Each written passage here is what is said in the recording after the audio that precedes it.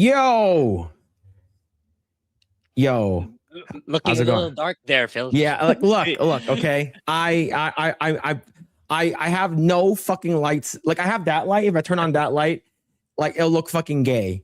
All right. So like I have no legit lights over here. Like the only lights I'm having right now is like the monitor lighting. So like it's gonna look very fucking scuffed. Okay. So but all right, yes. I'm back. Am I a super villain? Yeah, I'm super villain lair chat. Anyways, yes, I was out last week. I had a wedding to go to. And then this week, I was like, should I take the entire Saturday off again to fucking like mess with like the settings of the new place, or should I not like mess with it at all? So well, basically, I'm just going in and I'm like, you know what, fuck it, let's go ahead and just go live, right? So yeah. Anyways, belated happy birthday, man. Yeah, man. Thank you. What's it called again? I'm adjusting I'm adjusting the fucking shit right now. Thank you, though. I appreciate it. Where are you gonna say? Sorry. What did I do? And do anything? Yeah. I don't celebrate birthdays. Oh, like okay. I'm at that age where like I don't like having like big parties and stuff. Yeah, I'm like, it's like chances are on my birthday, it's just in July. We're just probably just gonna eat out with my relatives and that's it. Yeah, that's what's gonna happen. Yeah. Yeah. So I'm at that. Like, oh, here's the thing. I've never really cared when people like celebrate my birthday. Like they're like, oh, you wish me a happy birthday, and like, oh, thanks, right? I appreciate it. But in terms of like actually having a oh, I want a big party. I want everyone to hang out, and we're going to just fucking celebrate my birthday, and everyone gets like everyone drinks and stuff like that. I'm not that type of person. Like, I mentioned this before. The only time that anyone has ever like done something where I'm like, okay, they want to celebrate my birthday is, I'm not sure if you were there when I talked about it on my stream, where I was like, I most likely going to be, what's it called again? I was with my ex, and then they wanted to, like all my cousins wanted to like do like a bowling birthday party for me and shit like that. And they've been planning this for months. And I ended up like, hey, my ex is like, he's like, if you go to your birthday party that your cousin planned for you, I will break up with you. So I ended up not going. Yeah, I was like, fuck. I was like 18, 17. I think 17 at that time. And she was like, I will break up with you if you go to your birthday party. I was like, why? It's like, well, if you go to the birthday party, what am I going to do? I'm like, come with me to the party. Yeah. And she's like, I hate your family. Yeah. Yeah. It's like, I fucking hate your family. Why would I go? Why would I go with you? Here's the thing though. Okay. I told the story here. The reason why I did this is because throughout my entire life, my grandmother has always told me, Philip, you're the ugliest grandchild I have. And even my sister asked, hey, what's it called again? Grandma, what, how is, out of all your grandkids, who is the most, who do you think is the most, like your cutest grandkid, right? The good looking. And she said, Danny and Julie, who are siblings. My sister didn't even ask who's the most ugly. She automatically, Philip's the most ugly. So ever since then, I was like, okay, I gotta make sure whenever I get a girlfriend, I never break up with her. Is because if I do, that's it. It's her or nobody. So I was like, hey, I'm gonna, she's gonna be my wife in the future. So I have basically. See, fuck you, chat. What's this? Grandma's not wrong. I'll fucking ban everyone. I'm gonna fucking ban everyone in the chat. It's just yeah. It's so basically, she was like, hey, I don't like your family. So what happened was like I felt fucking awful not going, and like what happened was they called me, and of course I didn't pick up. It's because like, is that your cousin calling you? I'm like, all right, I'm just gonna ignore the call, and then they left me a voicemail. So I went home. And when I heard the voicemail, it was like, hey, Philip, sorry, you had to miss, we missed you at the bowling alley and stuff like that. And they sang happy birthday to me on voicemail. And I fucking, it was awful, man. I fucking wanted to cry, dude. It's like, what the fuck, man? and I stayed for an additional 8 years. Oh man. So yeah, chat, don't do that. Don't. Yeah, don't. But I don't blame you. It's like, being 18 and in those younger 20s, like, you tend to be more foolish when it comes to that sort of stuff. Oh, And as well as life, absolutely. and as well as life in general. Like, looking back like 10 years ago, like 15 years ago, when I'm thinking about what's the stuff I did or didn't do in the past, like, man, I was so cringe in the past. So yeah, I get it. Like, we're still Yeah. growing up even in those years, even though we're young adults, right? So Yeah. totally get Yeah. it. Totally get it. Yeah. So the thing is that, of course, don't ever do that. Don't. That's why when people ask me about dating advice, like I was like, do you guys really want it from me? Do you guys really, really want dating advice from me? Yes, I had two girlfriends and one became my wife, right? So it's just like it's so when people ask me, hey Phil, what are you going to be doing for your birthday? I'm like, I don't celebrate my birthday. I don't invite a bunch of people to my house and like, hey, let's go and like suck each other's dick and stuff. Like, we don't do that kind of stuff, right? Because that's gay. But the thing is, the only thing that ever happens is like I celebrate my birthday with my immediate family. So like my siblings and my mom, my parents, my wife, and stuff like that. That's about it. Like nothing like cousins, no like big things where it's like, oh, I'm invited all my friends and stuff like that. I don't do that. Like I just. I remember one time I was getting internet installed right over here. I was getting my fucking internet installed. And the tech was like, hey, your birthday's coming up. What are you going to be doing? I'm like, nothing. He's like, why? I was like, I don't celebrate my birthday. He's like, why not? Wait. How does your technician know your birthday? Oh, because what's it called again? He needs like my what's it called again? My birthday verification for like the internet setup. He's like, they want to know hey, the person that's, are you the person that's on this account? So it's like, hey, here's my first name. Okay. It's like, I have the keys to the house. I'm not a squatter, but yeah. So it's like, it's almost your birthday. What are you going to be doing? I'm like, nothing. I'm not going to be doing anything. So yeah. But what's it called again? Anyways, Grae, how are you, man? How's your week? How was last week, man? Last week, yeah, that's fine. It's fine. It's like, I got so. Did you see our metrics for this Crimson Desert segment? I got so much. You got hate? Did you get hate so much for it? For what? I got hate for it. Yeah, exactly. I wasn't even, probably because of my thumbnail, but even then, I wasn't really shitting on the game. I was actually shitting on the ING reviewer, but people thought that I was shitting on the game, so they just clicked on the video, left down. Comment. Yeah, that's what they do, man. That's what they do. So, do you remember that video I made about No Mercy? Mm-hmm, yeah. Right. Did I tell you what the percentage was? Like, what was the analytics? What was the amount that people watched? Like 30 seconds, right? 20 seconds, right? Something like 5 seconds. And it was 8% people watched only 5 seconds of the video, and they immediately, it's like, oh, this person is a terrible person. This person likes, sexual assault on women and stuff like that. I'm like, you clearly did not watch my video at all. And the thing is that I was right. I was proven to be right that they are basically what's it called again? Coming out, they're censoring every video games. Like it's like this is a disguise that they're trying to do. It's like, hey, we're trying to save the children. We're trying to protect the children. Well, somebody please think about the children. All right. So I get it. Right. But at the same time, you guys are basically, hey, we're going to censor every single video game that's going to be coming out. And we decide.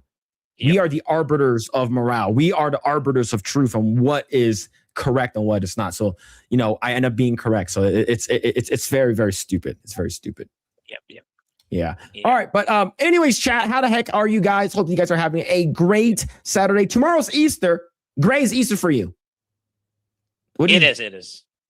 We don't. Well, my mom went on like a trip with my relatives. I was working and I was doing my mom. What did you give up for Lent? Masturbating? No, I didn't give that. He's like, no, man, hell no, I'm not giving that up. I can't give that up, man. I can't. I'm not giving up that for Lent. But yeah, what's it called again? Like for me, I'm not practicing, or anything like that. Yeah. But the thing is that, like, my wife is, and she's giving up. What's it called again?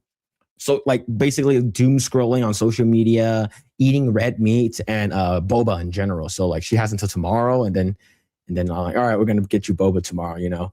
But yeah, it's just what's it called again? So a lot of stuff. So what's it called? A lot of stuff has been happening. I know that everyone's watching the Mario Galaxy movie, and I have a couple things to say about it. I talk, Yeah, me too. So this is going to be the first time I'm talking about it with another person, right? Other than hearing what people are saying online, what the reviewers been saying.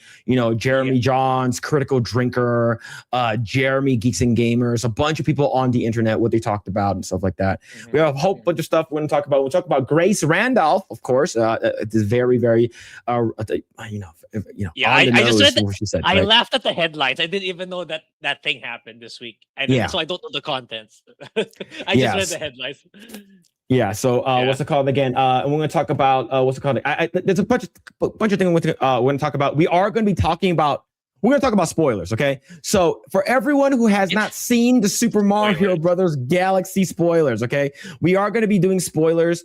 We're going to have this little chyron on the bottom. We're going to change it right now. I'm going to change it right now. And we're going to do Super Mario Galaxy movie spoilers. Okay. Boom, done. So whenever you see this, we're going to be talking about it. Okay. So if you guys, want to either mute the stream or come back later until this thing is gone, we're going to talk about it. And I'm not sure. I've only seen it once, but I probably will watch it again. The movie is filled with Easter eggs. So there's a lot of things that we can talk about for it. Even for someone like me who's not well acquainted to Nintendo stuff, I did see a lot of Easter eggs for sure. Yeah, absolutely. Yeah, but we do have a bunch of stuff we're gonna talk about. But yes, hope you guys are having a great Saturday. And before we get started, would you kindly smash the like button, subscribe to this channel, share this video with your friends. Let me know how this audio sounds. I have a new mic arm, a new mic setup, a new camera. So if I look like shit, it's my fault. If I sound like shit, it's also my fault. So let me know how it sounds. I don't have any what's it called again? Like I don't have any what's it called again? A noise removal thing. The only thing I have noise removal is the thing that comes with what's it called again? StreamYard. So nothing on my end. So let me know how the audio sounds. But thank you. All right. So let's see. Jim Watari for the 25 months. You've been here for 2 years. What are we doing? Why are you watching us? Why are you watching us? But thank you, Jim Watari, for the 25 months. Happy birthday. Thank you. Thank you so much for that. And Phil's cousin with the 5. It's Philip's his favorite birthday. Does that make it automatic carry Coomcast? Maybe. It typically devolves into that because I'm streaming, right? I'm pretty sure Grae had a phenomenal stream. What's it called again? I'm pretty sure he did, is because Grae is not me, and I'm a fucking degenerate, and I talk about weird shit. So we'll see what's gonna happen, right? SCDB for the 15. Thank you. Happy birthday, Philip. Let's get a pack of One Piece CCG from chat and drop gifties when you pull a chase.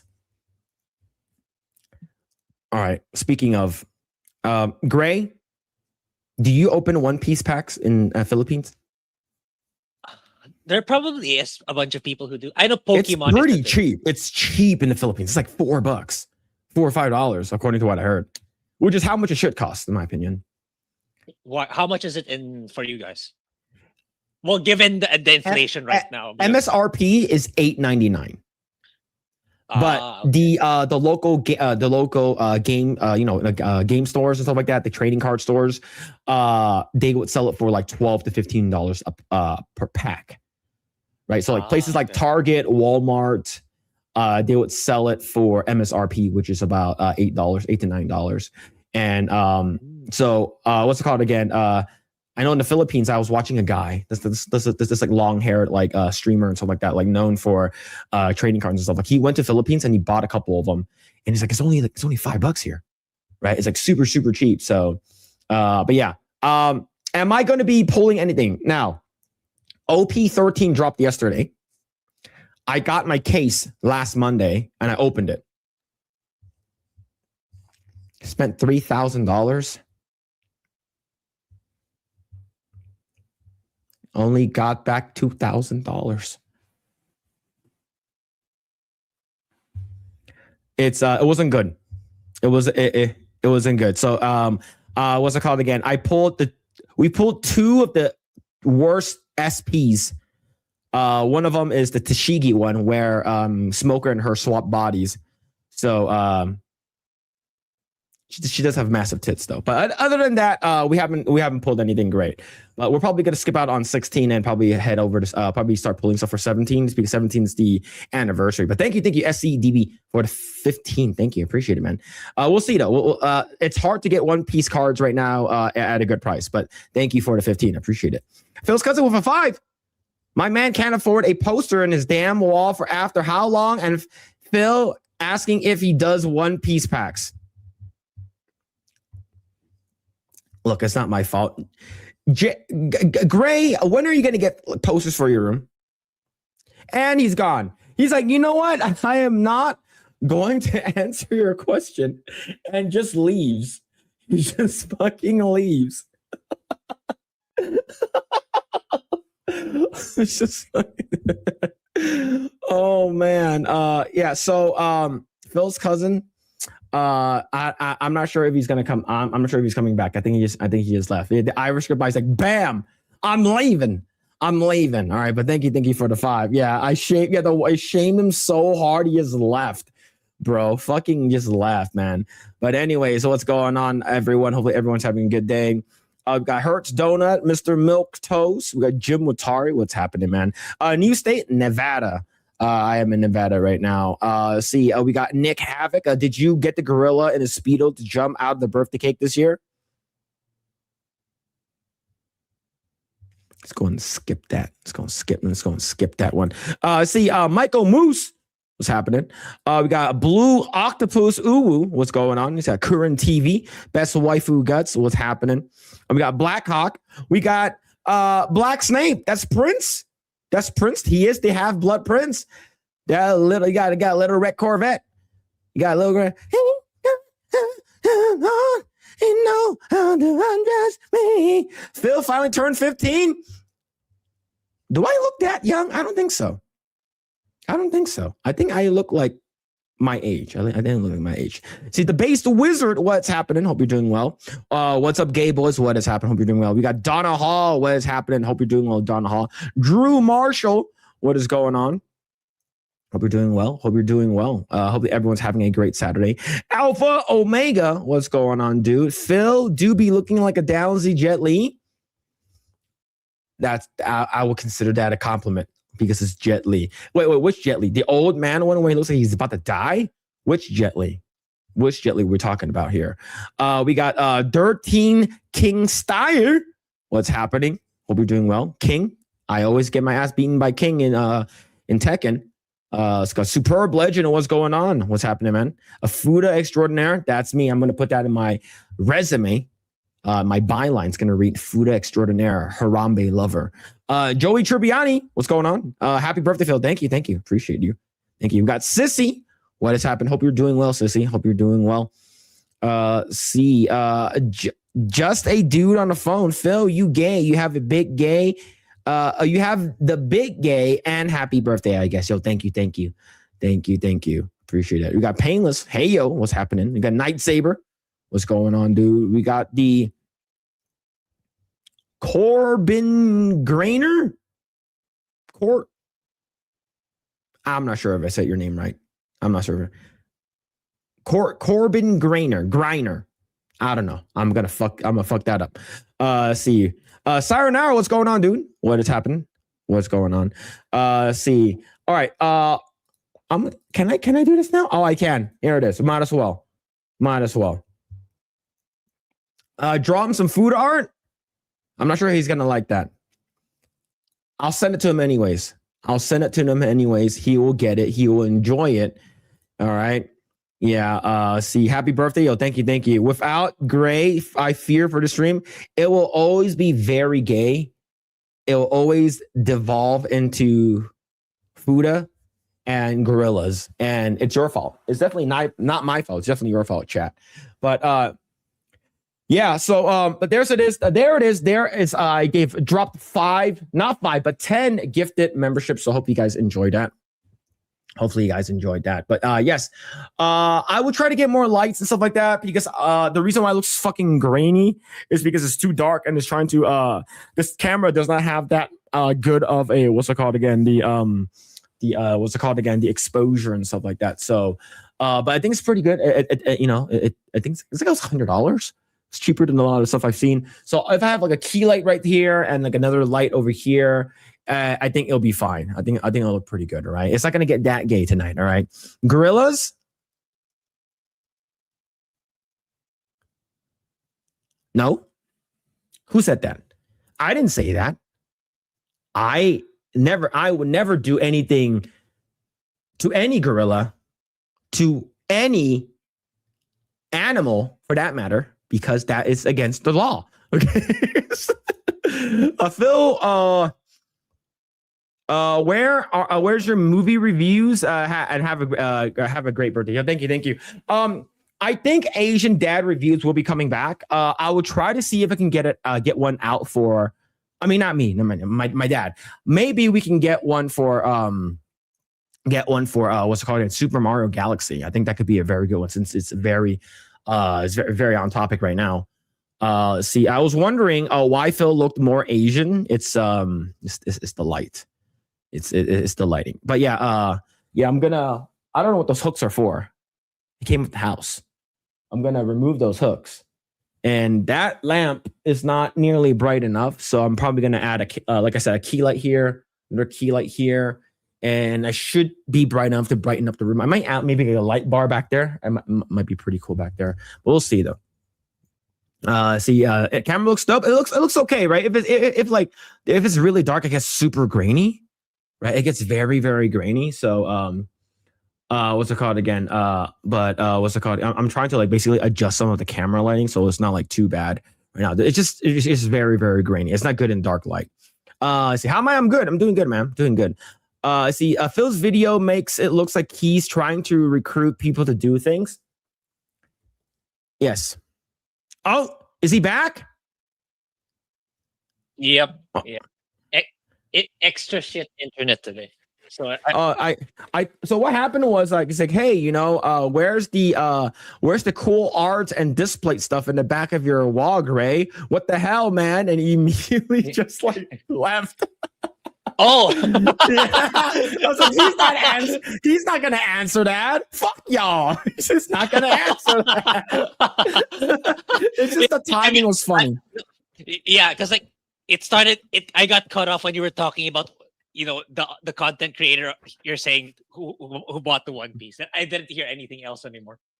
Oh, so yeah, it was a long time. Yeah. So it was just like, hey, Grae, when are you gonna get shit for your wall? And he just left. I was like, no. He's like, fuck y'all, man. I'm never gonna happen. I'm never gonna do that. Yeah, he's never gonna happen. He's not gonna have anything.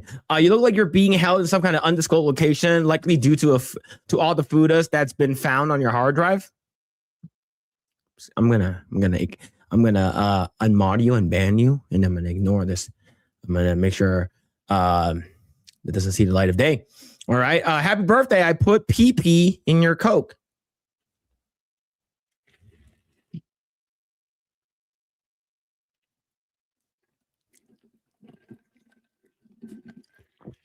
Thank you. I appreciate it. Yeah. That's a night lamp. That's like a $20 IKEA lamp.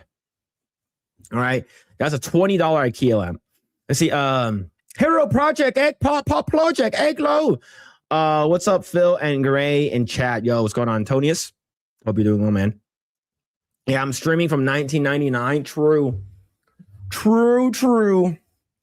True. Shame. Yeah, Grae doesn't have to stand for this. He's going home now. He's gonna leave. He is gonna fucking leave. So how many prostitutes you fucked so far? Is I know it's legal in Nevada. Also, when are you going to get that 3-way you've wanted with your wife and Blair White? I'm not sure. I know that in Pahrump, brothels are legal. Yeah, brothels up there, and I'm not sure about that. I'm not sure. I'm not sure about that one, but a 3-way of Blair, I can't get a hold of Blair. I'm trying. It's not going so well so far. Phil, did you find a clown bar in Vegas? I'm gonna look for that clown hotel. I'm looking for that crazy clown hotel, right? I'm gonna try that out though. What's going on, Shaggy Tits? Hope you're doing well. Is that a Biolab house from Chinese Spy? Nope. No. Phil needs to swallow the swallow mic that Eggroll has as too sensitive to sound. What are you talking about? Swallow mic? Yeah, what mic does she have? Does she have the one where people like start like ear licking, like the one that Amaranth has, where it looks like an ear when she just licks it? Aren't those like $400, $500? Hold on. Ear licking microphone.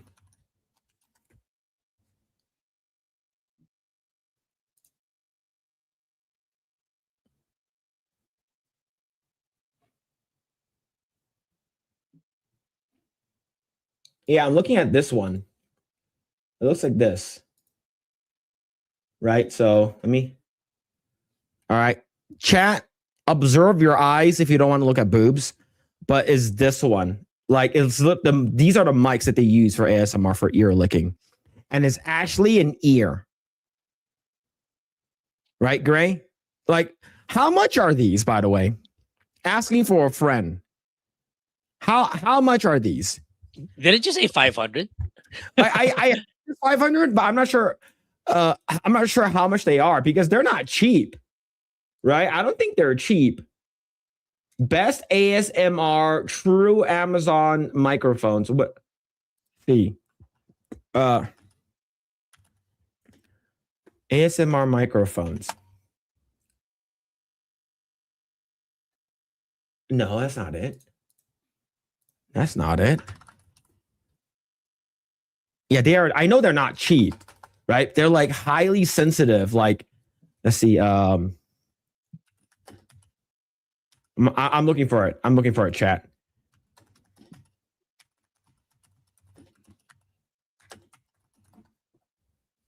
Okay, it's called 3DO Sound. Professional binaural microphone. Yep. $400.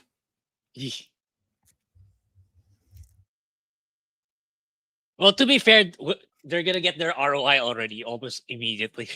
Yeah. Do you know what's Yeah, mine gonna be? Grae, imagine if I bought one of these and all I did was fart in it. All I did was fucking fart in the phone. Oh shit, man. The thing is, okay, I had to charge this thing. I have to charge this headphone because it's like I'm not getting like it's like I didn't charge it. This is the first time I use it in like years. Yeah, you need to charge it. Yeah. Yeah, I have to charge it like every time. Like, and this. Yeah, but I only this thing is not long enough. Yeah, I didn't know this thing could be updated by software, and it sounds a lot better compared to what it did before initially. You can update it. You can update it, like because like my mouse is also the same brand now, HyperX. It's also HyperX. Then they have this there's this software called Ingenuity. Letter Ingenuity. Then it's like you can update both the mouse and the headphones. It actually sounds better when I updated it. Yeah. So okay. Now here's the thing. If I bought this and I was like, I'm gonna do ASMR, but all you're gonna hear is just farts. You might find an audience. Advertise it on Reddit.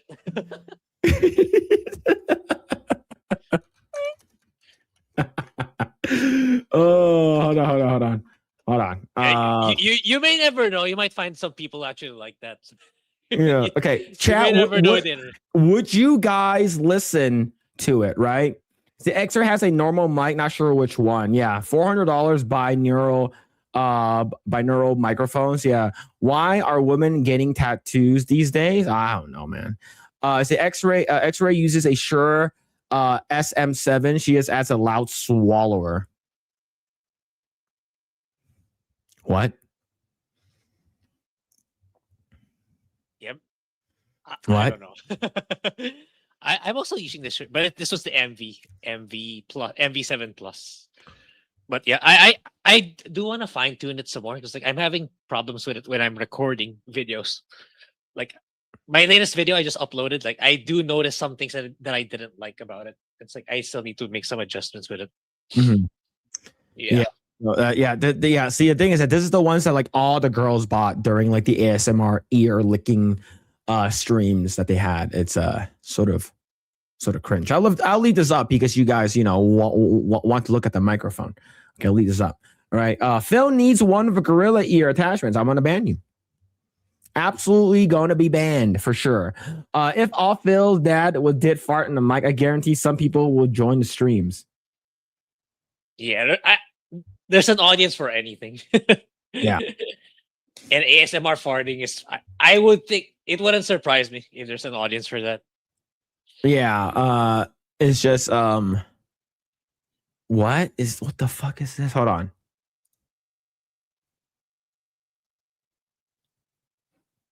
I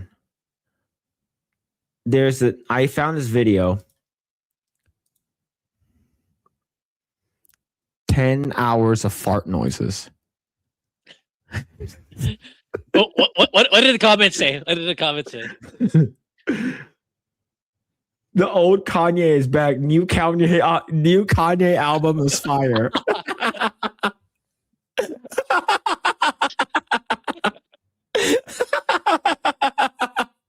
Yo, that new Kanye song, man. Oh shit. All right. How bad? It's not bad. It's so stupid. So dumb, bro. Oh shit, yeah, we don't need any of that. We don't need any fucking gay fart noises. All right, who needs that when you have you can do a real one? All right, just open packs with it. The thing is, when you are you guys gonna watch me for 1 hour of ripping a case? That's a lot of money for a case. And the thing is, I don't get any money for it too. So it's just like it's expensive content. Yeah. If you have money to burn, absolutely. But yeah, I wouldn't if if the purpose is to grow a channel, I wouldn't. Yeah. I see. Yo, what's going on? The Laughing Man. Hope you're doing well, man. This object, what's happening, dude? Hope you're doing well, man. Hope you're doing well. Let's see. When Phil starts popping those wet farts, we'll know Harambe's descendants didn't make it. What the fuck, bro? What the fuck is so gross? Oh shit, man. That's awful. That is awful. Recorded from previous Epic Mike's Tuesday night's main event. Yeah, that one. Krista did her wrong. Grae, did you see that one? Where Mike farted?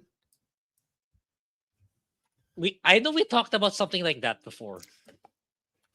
I don't know if it's still. Are you talking about recently? Very recently? No, it's not recently. It's a while ago. Yeah, some time ago. I recall us talking about something like that. Let me see. Can I find it? Yeah, there it is. Hold on. Guys, sometimes the loading sucks on YouTube. Hold on, let me see if we can get this up and going. All right. Hold on. All right. Let's see if it works. Jay's takeover. All right. The fact that you have Gothics there too, and Malcolm Flex is wild. And Endymion. Remember Gothics? Like Vanessa is really cool, right? I did King of the Cart with her and stuff like that, and she really got into shooting recently, which is pretty funny. Let's get another, and then we'll Eric Guidewall for $10. Did Disney make this video? It looks like Star Wars Galactic Star. What the fuck? What was that? Mike? That wasn't me. Dude, y'all are fucking retarded, man. Mike. I'm gonna stop coming on this motherfucking show. If we have another one of these goddamn things, you're gonna blame me for fucking partying.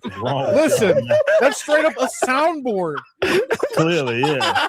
Like, listen, even Rip was defending me. The thing is, I was watching this live. It was so funny. It was so funny, bro. Did he press his sound card? I'll tell you after, because we had Krista on, so like we asked her about it, right? Yeah, but I'll tell you the whole story. After. Okay. Fuck, man. Mike just fucking farted. And then Beardo over here can't read a super chat, gonna try to throw me under the fucking bus. Oh man. Damn. This was a year ago. Time flies. Holy crap. Mike, Yeah. just admit it, bro, and we can move on. No, go fuck yourself, Jeremy. You're gonna sit there and use a fucking soundboard and then pretend like that was a real fucking fart. Out of any live stream I've been on, this is easily the most chaotic. Yeah. It Well, is. especially too, Dude, this we're is doing that. nothing. Okay. This is nothing. Like straight up. That was the most soundboard fart ever. Oh man, this is so good. So the thing is, Tuesday night's main event can get out of control. But did you ever watch any of the Mario Kart streams? Oh no, not yet. Because like whenever you guys are on, it's like I'm asleep, and by the time I'm awake, you guys are about to tune out or about to log out. Okay. That's why I don't get to see them. So so for Mario Kart stream, right? It gets pretty crazy, right? People talk shit and stuff like that. You know, people say things that they regret saying afterwards and stuff like that. It's a very good stream if you want to, if you like have pent up anger and you just want to yell something, right? You just want to call people worse names. So do you know who Zeltroid is? He used to, you know, he pops in from time to time during Tuesday night's main event, and but he plays a lot of Mario Kart. Do you know who he is? No. Okay, so he's like hyper competitive when it comes to Mario Kart. And what happened was, of course, you know Jed, right? You know the Hollywood scholar, you know Jed. What happened was that Jed and Johnny were on during Mario Kart 8. And then Johnny said, whoever loses have to suck dick. And we're like, what the fuck? Bro, that's sort of gay, bro. Like, what the hell is happening, man? And it's like, what? So whoever loses have to suck dick, right? And then what happened was that Jed beat Johnny. And they're like, oh, bro, you have to suck my dick now. It's just Nobody said it had to be yours. Yeah, the crazy thing was that stream got demonetized because well, it was so much dick sucking, like fucking. Whoa, bro, you're sucking. Yo, how much dick do you have to suck? Oh, the whole thing? How long? It was fucking out of control, man. But yeah, this is great though. Now we get guests on and stuff. You doing that stuff? Don't blame me, Jay. Woo. Yeah. Steph, you all right? I haven't seen Steph laugh this hard. Out of fucking control. Listen, hold on a second. I'm going to say this again. I've debased myself enough. I don't give a fuck. If I farted, I'll tell you. I'll shit my pants on stream. I don't fucking care. I have no shame. If I farted, you would know I fucking farted. I'll tell all of y'all. I let that shit rip and blow it out right on stream, and I'd tell you, and I'd own that shit. I'd get up and walk away. I don't give a fuck. That's not a problem for me. You're taking it a little too far there, buddy. No, go fuck yourself, Jeremy. Yeah, here we go. I'm gonna steal Jay's butter dishes when I get a chance. So, hey, thank you guys for having me. I'm gonna leave now. Take it easy. Yeah, fucking stupid, man.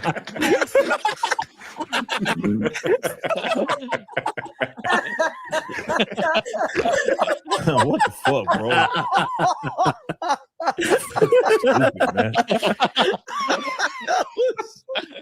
I don't know who did that, but that was Oh man. Stupid, man. Fuck, bro. Holy shit. Eric's never coming back on this show. He's like, they don't do that at the Blaze. Oh man. Yeah. So Who's doing yeah. that? Yeah, we know who's doing it, of The timing was fantastic. It's got to be Krista. Krista, no. Oh, man. Is it you? I have all of them.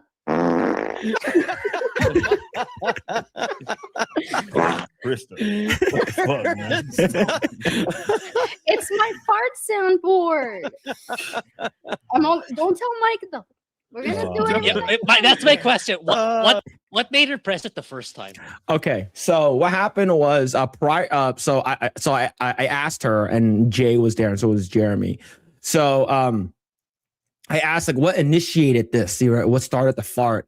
And she said that like she finally was able to add the soundboard to her Go XLR, right? Her little soundboard, her fart soundboard thing, right? She knows how to do it via Go XLR. And then what's it called? And Jay's like, you got to do it. You got to do it. You have to do it tonight. And then Jeremy's like, yeah, you got to do it. You got to do it. It'll be so funny. And what happened was that if you actually go back to the beginning, Jay texts her. Oh, He's like, do it now. Do it now. Jeremy's texting her as well. That's what he's looking down. So Jay's ready for it. Jeremy's like, do it now, do it now, do it now. And then Jeremy just blamed it on Mike. That was on the spot. Blaming it on Mike was Jeremy just did it. Right. So that's why Jay's already smiling. We'll watch it again. Now that you know the context, right? All right. Okay. Let's get another, and then we'll Eric Guidewall for $10. Did Disney make this video? It looks like Star Wars Galactic Star. What the fuck? What was that? Mike? Yeah, see, Jay was already smiling. He's already trying not to laugh, right? So this is when it's like, do it now. You see his face like, do it now. So yeah, now that's called fartgate, right? So it's so funny. It's like knowing the lore behind that now. It's I'm like, okay, that's actually pretty hilarious. But yeah, was this here? Have you seen the videos of someone putting fart noises in the Matrix? I've seen not the Matrix, but I've seen it with like Star Wars. You know how there's that scene where like Yoda looks up, he goes like this, he goes like that, right? yeah. Someone edited it in the fart. Let me see if I can find it. Yeah, but that's actually really funny. Even just imagining it. Oh, here it is. It says, we see me trying to stay sleepy when going to the bathroom at 4 a.m. So over here.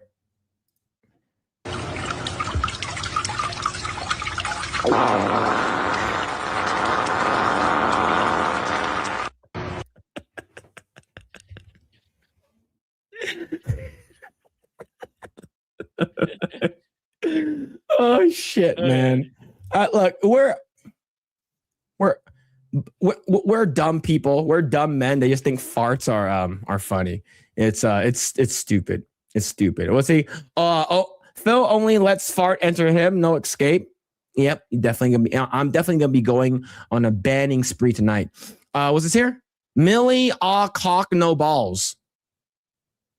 Yeah, easily ripped a loud fart and blamed it on the cat. Yep, true.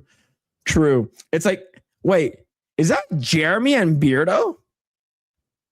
Oh yeah, I didn't even notice. Oh man. Oh shit, dude. Was it called the Rippaverse? Yeah, probably. Goes to the part where Meek leaves. Yeah, it's so funny. Yeah, Steph is dying. Yeah, it's great.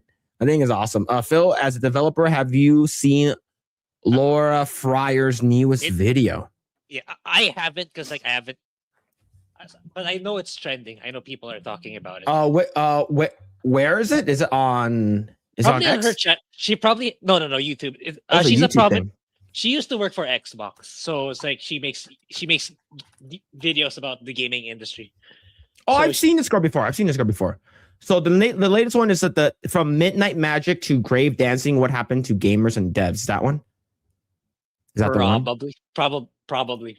It's like Yeah, this is the latest one. I haven't seen this video. I haven't seen that one yet either. I was busy with my Monster Hunter video. Yeah. I haven't seen this one yet. The fart in the Quiet Place was legendary. I forgot which one was it. Like someone farted really, really loud in the theaters. I forgot. It was during a part of the movie. I forgot which movie it was. I thought it was super funny. Phil, you and the wife play Guess It when you tell her to guess sound of fart before you fart. When you tell her to guess the sound, guess sound of fart. I'm not sure. Maybe. See. Yes, is that one? I haven't seen that one. Fart Rippa in this bitch. Yeah, make it action figure animated. Yeah, outdoor. Yeah, just basically just a bunch of farting noises, right? See. Man. But all right. This room is getting a little warm. I'm gonna turn on the AC. I'll be back. Give me a second. Okay. Yeah. So I'm not sure what that video with Laura is about, but I'm imagining it's about how modern day Western devs respond to feedback, and they're just I'm just speculating here, but I'm guessing it's about how they respond to people online or criticism about their game, because I feel like that part of the process is lost in Western gaming development. So yeah, it's like I think that's also what's contributing to games in the West are not improving. I'm just speculating here. I imagine that might have what she said in that video, but I'll probably watch it. Sometime down the line. I was so busy making the Monster Hunter video, so I didn't get to watch that video for the week. But yeah, I hope everyone's doing okay. And yeah, okay. So it's okay. Yeah. What happened? What's going on? I was just guessing what the video was gonna be about. I was just saying, I actually just paused so I can go fart. That's what it's. Yep. What? Why did you fart at your new mic? Because if I fart into this mic, I'm gonna have to smell it. I need like a dummy mic or something like that. Just a purely a fart mic. Nothing else. Mic, yeah. Yeah, just nothing else. Just a mic I can fart into and nothing else. All right. All right. So do you want to just like get right into talking about Mario? Yeah, sure. All right. Yeah, okay. We'll do that one first. All right. So, all right. Per usual, there it is. Okay. We got the Chiron on the bottom right over here. And whenever you see this, we're going to be talking about Super Mario Galaxy. We're going to talk about it. We're probably going to talk in the beginning. We're going to talk about maybe a non-spoiler, and then we're going to talk about spoilers. Okay. So probably better to do it that way. So if you guys see this, you guys want to hear about us talking about it, you guys can go watch it tomorrow during Easter, or go watch it on Monday, Monday after Easter. By all means, come back later or just mute the video. Okay. So, all right.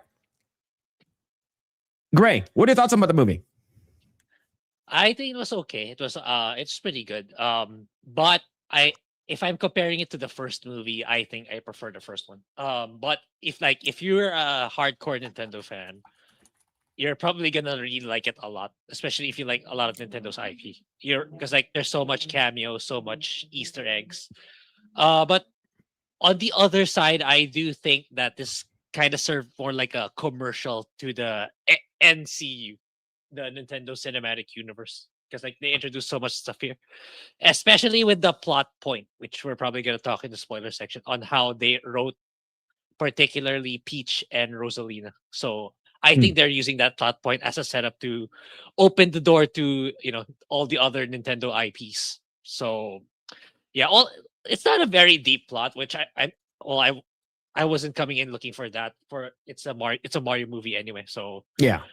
Overall, it's set out to do what it does. Entertaining product. Just to it's definitely for a younger audience, and yeah, all the acting is still pretty good. Like I wouldn't even know it's Donald Glover as Yoshi. They could have just easily put Yoshi sound effects and it would have been fine. But yeah, that's pretty much all I have to say without spoiling anything. But yeah, for me, it's like I prefer the first one. Definitely, it's like I feel like this one is a bit rushed. It's a bit really really fast for like. Yeah, it's not even a 1.5 hours. It's like 1 hour and 15, 1 hour and 20 minutes. And I feel like they rushed so many things. It was about like including if you're talking about including like the post credit scenes and stuff like that, which there's too. It's like about like an hour and 30, right? Including like the so like in actual like movie. So if you talk about a Super Mario Galaxy runtime, right?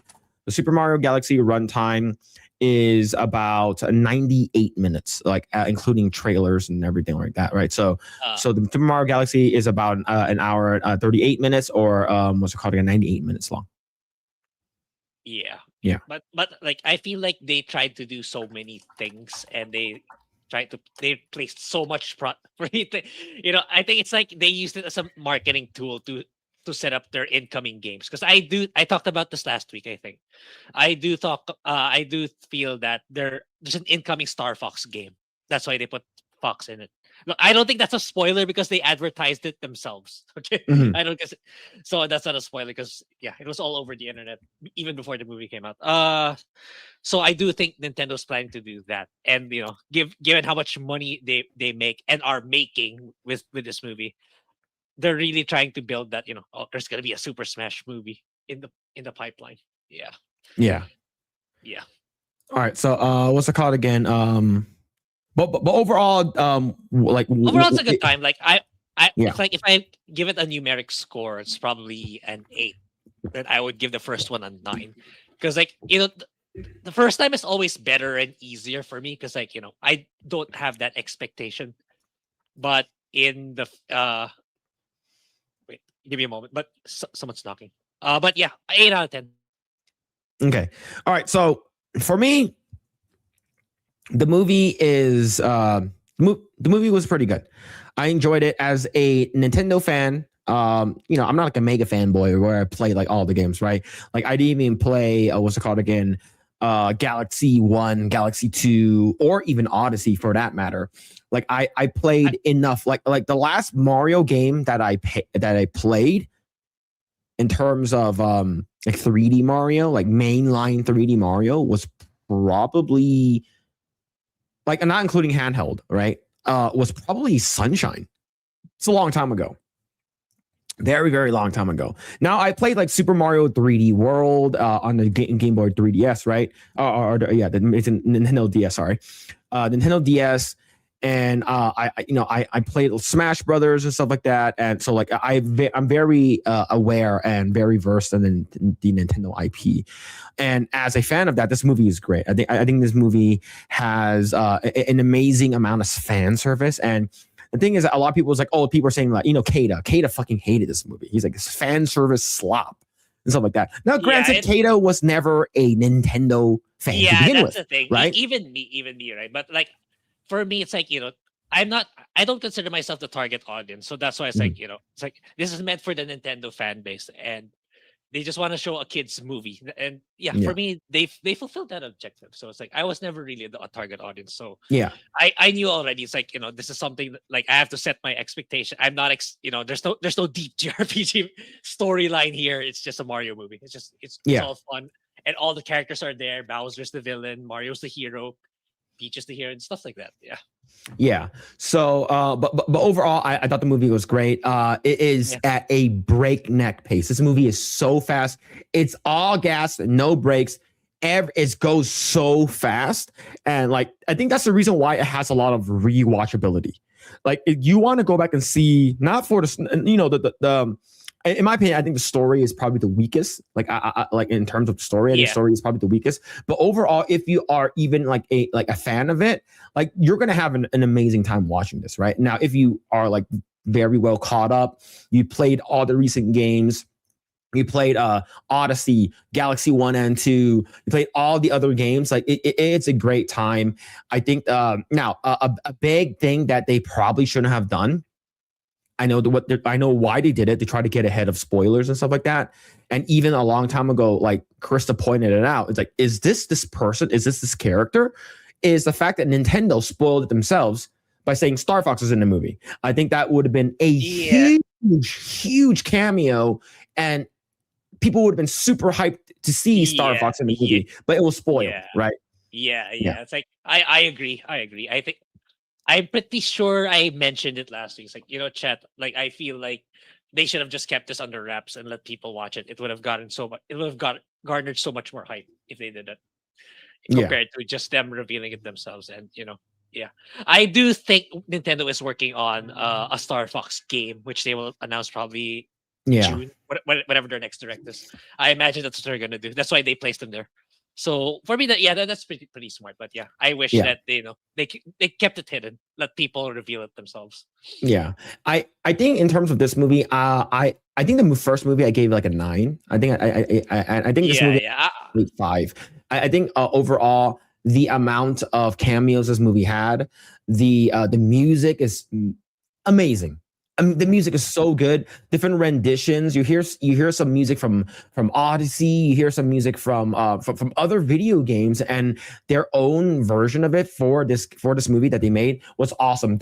I think the movie is beautiful. It's great looking. All the characters are awesome. I think like you mentioned about Yoshi's voice for Childish Gambino, right? Donald Glover doing Yoshi's voice. I thought he was gonna have an actual talking line, right? And I'm glad they did it. It's because that's how Yoshi is supposed to be. Yoshi is supposed to be, Yoshi, at that point, why even hire?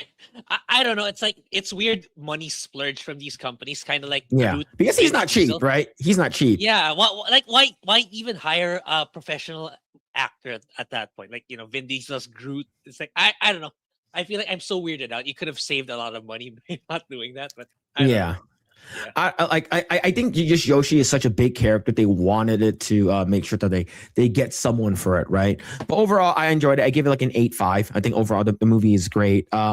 Now, are you gonna go in and like, hey, I'm gonna get master writing, like great storytelling and stuff like that. I'm gonna cry in this.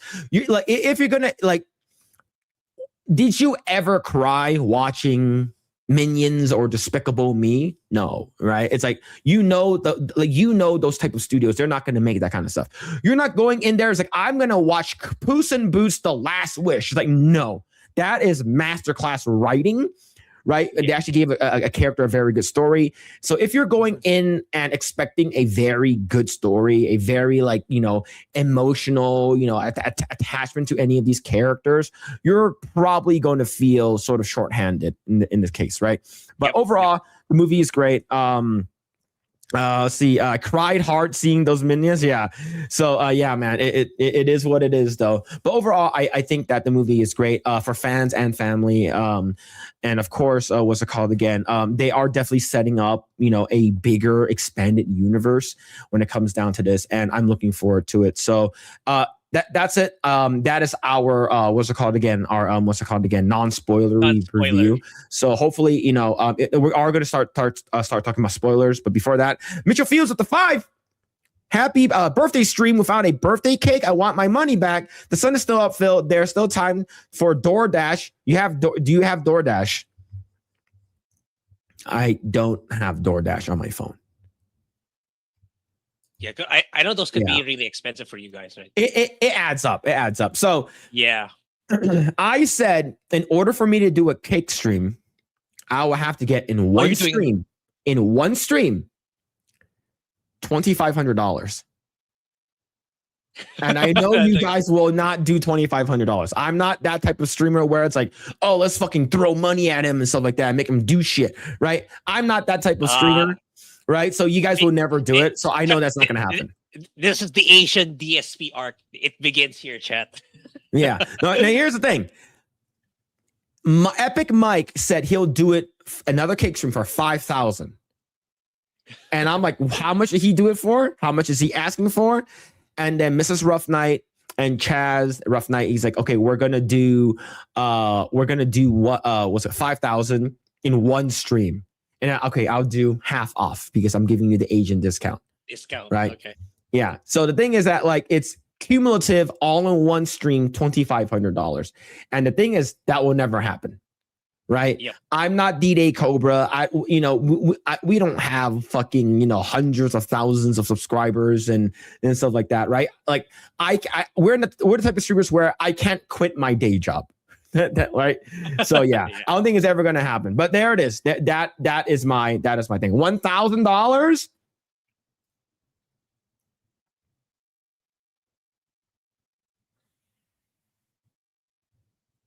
He's thinking about it, chat. Let me think about it. That's a lot of money. That is a lot. That is a lot of money. All right. Let's see what's going on. Augustus, Tiberius. What's going on? Hope you're doing well. What's going on? Junebug. What has happened? Hope you're doing well. All right. Here we go. Let's go ahead and do spoiler reviews. Grae, go ahead. You can talk about it. What you like, what you didn't like. The cameos, music, everything. Go ahead and talk about the spoilers and stuff. Yeah. So like I said, I came in here not expecting a deep story, but I do get the criticism. Like for those expecting some sort of plot, like it's very, very paper thin, and I think it's not necessarily because they want a super Christopher Nolan type of story. It's not that. It's they wanted a little bit more, kind of like the first movie. It had some sort of more substance compared to what we got here, because like. The plot is essentially you get it in like the first 5 minutes. Like whatever was told in the first 5 minutes, that's pretty much how it goes down for the rest of the film. So I think that's why the people are saying, if it's a slop fest, just putting in a lot of characters. That's why people on the negative side are saying that. But on the other side, like if you really like, if you've played Mario, if you've played all of the Nintendo IPs, even outside of Mario, you're gonna like it because they placed a lot of stuff. Like example, I don't know where the monkey one. What game is that one? The monkey guy that steals Toad's stuff. I don't know if that's from another game or if that one's from a Mario game. But there's a lot of cameos here, like Mr. Game and Watch is there. Pikmin is also there. What else? I probably missed a lot. There's a lot that I missed. And I also like the it pays homage to. It also paid homage to Super Mario 64 with the Peach writing a letter to Mario. It's the exact same camera angle, this exact same animation. Yeah, I thought that was pretty cool. What else? Yeah, it's like I'm not sure if that's really the plot in Super Mario Galaxy where Rosalina and Peach share the same power. I don't know if that's a thing in Mario, or they just made that up in the movie. I don't know if that's an actual plot in the movie. Not an actual plot in the game. The thing is, I wouldn't know since I didn't play the game, but I don't think that is the plot of the game, right? Chat will correct us because you guys have probably played Galaxy, but yeah, but I'm not sure. Like for me, I didn't play Galaxy. I didn't even know that. I was like, is Rosalina Peach's sister? Is that canon? Right? Yeah, it's like I'm not sure about that, right? Because I didn't play the game, so I wouldn't know. Like I was about to play, it's just there's so many other games that came up. I didn't have time, right? Yeah, exactly. But yeah, go ahead and continue though. But yeah, it's like it's a love letter for Nintendo fans. Essentially, it's like if you're just a casual normie, I can see why it says you're just gonna think, oh, it's okay, it's a good fun time, but you're not gonna. It's not something that you'll remember for a long, long time. Unlike as in comparison to Nintendo fans.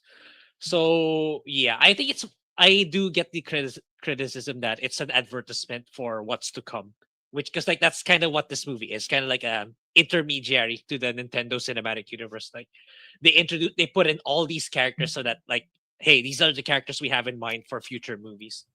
And then yeah, it's kind of like a bridge. It feels like kind of like the Captain Marvel of the MCU. Like it's a bridge to the Infinity War movies. That's what it felt like to me. But it's still good. It's still good.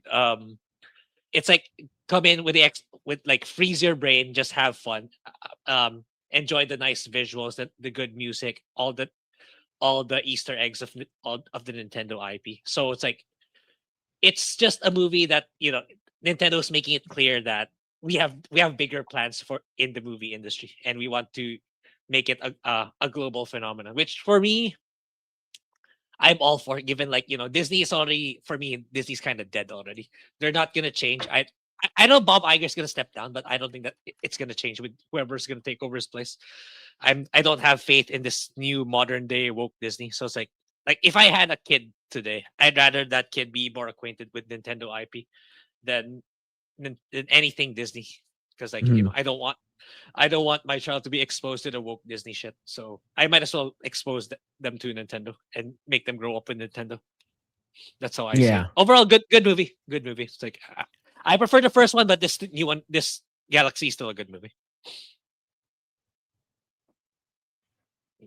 Yeah, it's like I think my thing died. I think finally my headphone finally died. Let me see. No. Hold on. All right, say something, Gray. Sound check. I can't hear you. Oh, I can hear you. You can hear me. I can hear you. Yeah.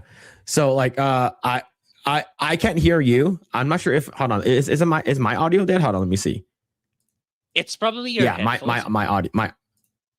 Is it? All right, chat. Can you hear Gray? I can't hear him. I can't. Or is it just me? But I don't know. The thing is, I do have like shitty audio. If you want, I can have like shitty audio, but like it'll sound really really bad coming from you because like it's I hear both of you. Okay, so it's just we can hear both of you. So it's just me. Okay, yeah. So this thing is not charging fast enough for me to. So I can't. I'm trying to sound out what you are trying to say basically. All right, hold on. Give me a second. Hold on. Okay. Yeah, but anyway, right, let me turn that shit off. And all right, so let me adjust my audio really quick. All right. Okay. Okay. Give me a second. Yeah, my audio was fucked up. Did my camera die too? Yeah, actually. Hold on. Yeah, I think my camera's dying. Give me a second, chat. Give me a second. This is all like some bullshit. Hold on. Let me see. Let me adjust my audio so at least I can hear you first. Audio.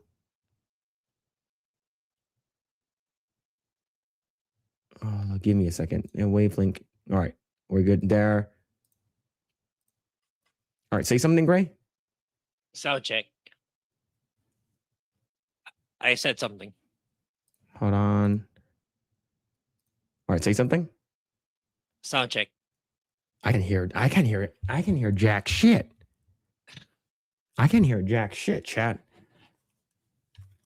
Yeah, I'm trying to figure this shit out. All right, I'm trying to figure this shit out right now. All right, I'm trying to figure this shit out as we speak. It's because I didn't even get to do anything. See OBS face cam. Did he disconnected? Yeah, this is getting really really annoying. Hold on, screen share.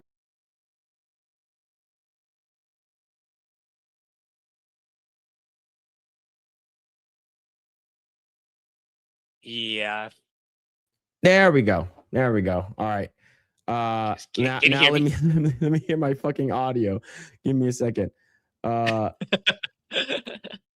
right. Now say something. Sound check. I still can't hear jack shit. I can't hear anything. Yeah, dang it. I hear like sound cutting on from my PC. I just can't hear you. Yeah, because like I just can't hear you. What the hell? Yeah, it's like I didn't change anything. Yeah. All right. I hear you, but I don't hear. All right, let me disconnect and I'll come back. All right, Gray. Show them your boobs. Show them your boobs. I'll be back. Give me a second. I'll be back. Okay. Yeah. Okay, so there's not really much for me to say because like I'm not really a deep down Mario fan, so it's gonna be tough. But yeah, I'll give it an 8 out of 10. So I still prefer the first one, the first Mario, like I said, but because I feel like they were building it up slowly, introducing people to Mario, to Luigi, and everyone else in the Mario IP. Like I think they came in here. Nintendo set up this movie thinking that every people watch the first one, which is well, that's a huge probability that most people who are watching this watch the first one. But if you haven't, and if you are not familiar with Now I can hear you. okay, what happened? You just restarted? I have no idea. Man. Fucking no idea. But all right, continue. Sorry. Yeah, I was saying like if people going in this not knowing not who doesn't play Nintendo, who doesn't play Mario, who hasn't watched the first film, I can see why that this feels a bit lacking. This latest one, right? Because like they're gonna feel like it's just a mishmash of stuff happening on screen. That's what I was gonna say. Like that's the part that's that part I get because like compared to the first film where they're more it's more slow and it gets people it introduces people to Mario, Luigi, Peach, Toad, and Bowser, and everyone else. Compared to here, the expectation was like you know everything already. You know everything and everyone. Mhm. So if you're completely new to the Mario, IP, it's like you're just gonna say that the movie is fine. So yeah, that's what I was gonna say. Yeah. So overall, the movie is setting up for a bigger expanded universe. The story basically starts off as like Rosalina gets captured by Baby Bowser, not Baby Bowser Jr. Right? Gets captured by Bowser Jr. Bowser Jr. basically is trying to use Rosalina's power to power up Bowser Planet, or Planet Bowser, and he's doing this is because he wants to get, he's getting his dad back. He's trying to like show his dad that he's a good boy and stuff like that. But I think overall, what they did with the movie is it felt like the movie was too short. It's like we didn't get enough time with a lot of the characters. Like I know that Fox stole the show like out of everyone. Like I feel like he had more lines and screen time than Rosalina. And I think that's true, right? I think that's actually 100% true. And in terms of the story, I think the story it's some characters weren't like, okay, Bowser was like, hey, I turned a new leaf. I'm going to be a good guy now. Right. And his son saves him. And he immediately like, I'm a bad guy now. Yeah. Like, it's like, I think it was too quick. Right. It's too quick. I think Bowser should have done something where like the son tried to like tell his dad, it's just, I did this for you and stuff like that. And then he's like, okay, thank you so much. I feel like I seem like I lost my way. I've been spending too much time with these plumbers or some shit like that. Right. But it also shows that like, you got to be a good father because if you don't be a good father, your son's going to turn out to be awful. But I think like in the end, like there wasn't even enough time for that. Like, when Mario saved Bowser Jr. from the dragon painting or for the beast painting, right? Yeah. I think the son also became a good person after that. Like they didn't really show that. It's instantaneous.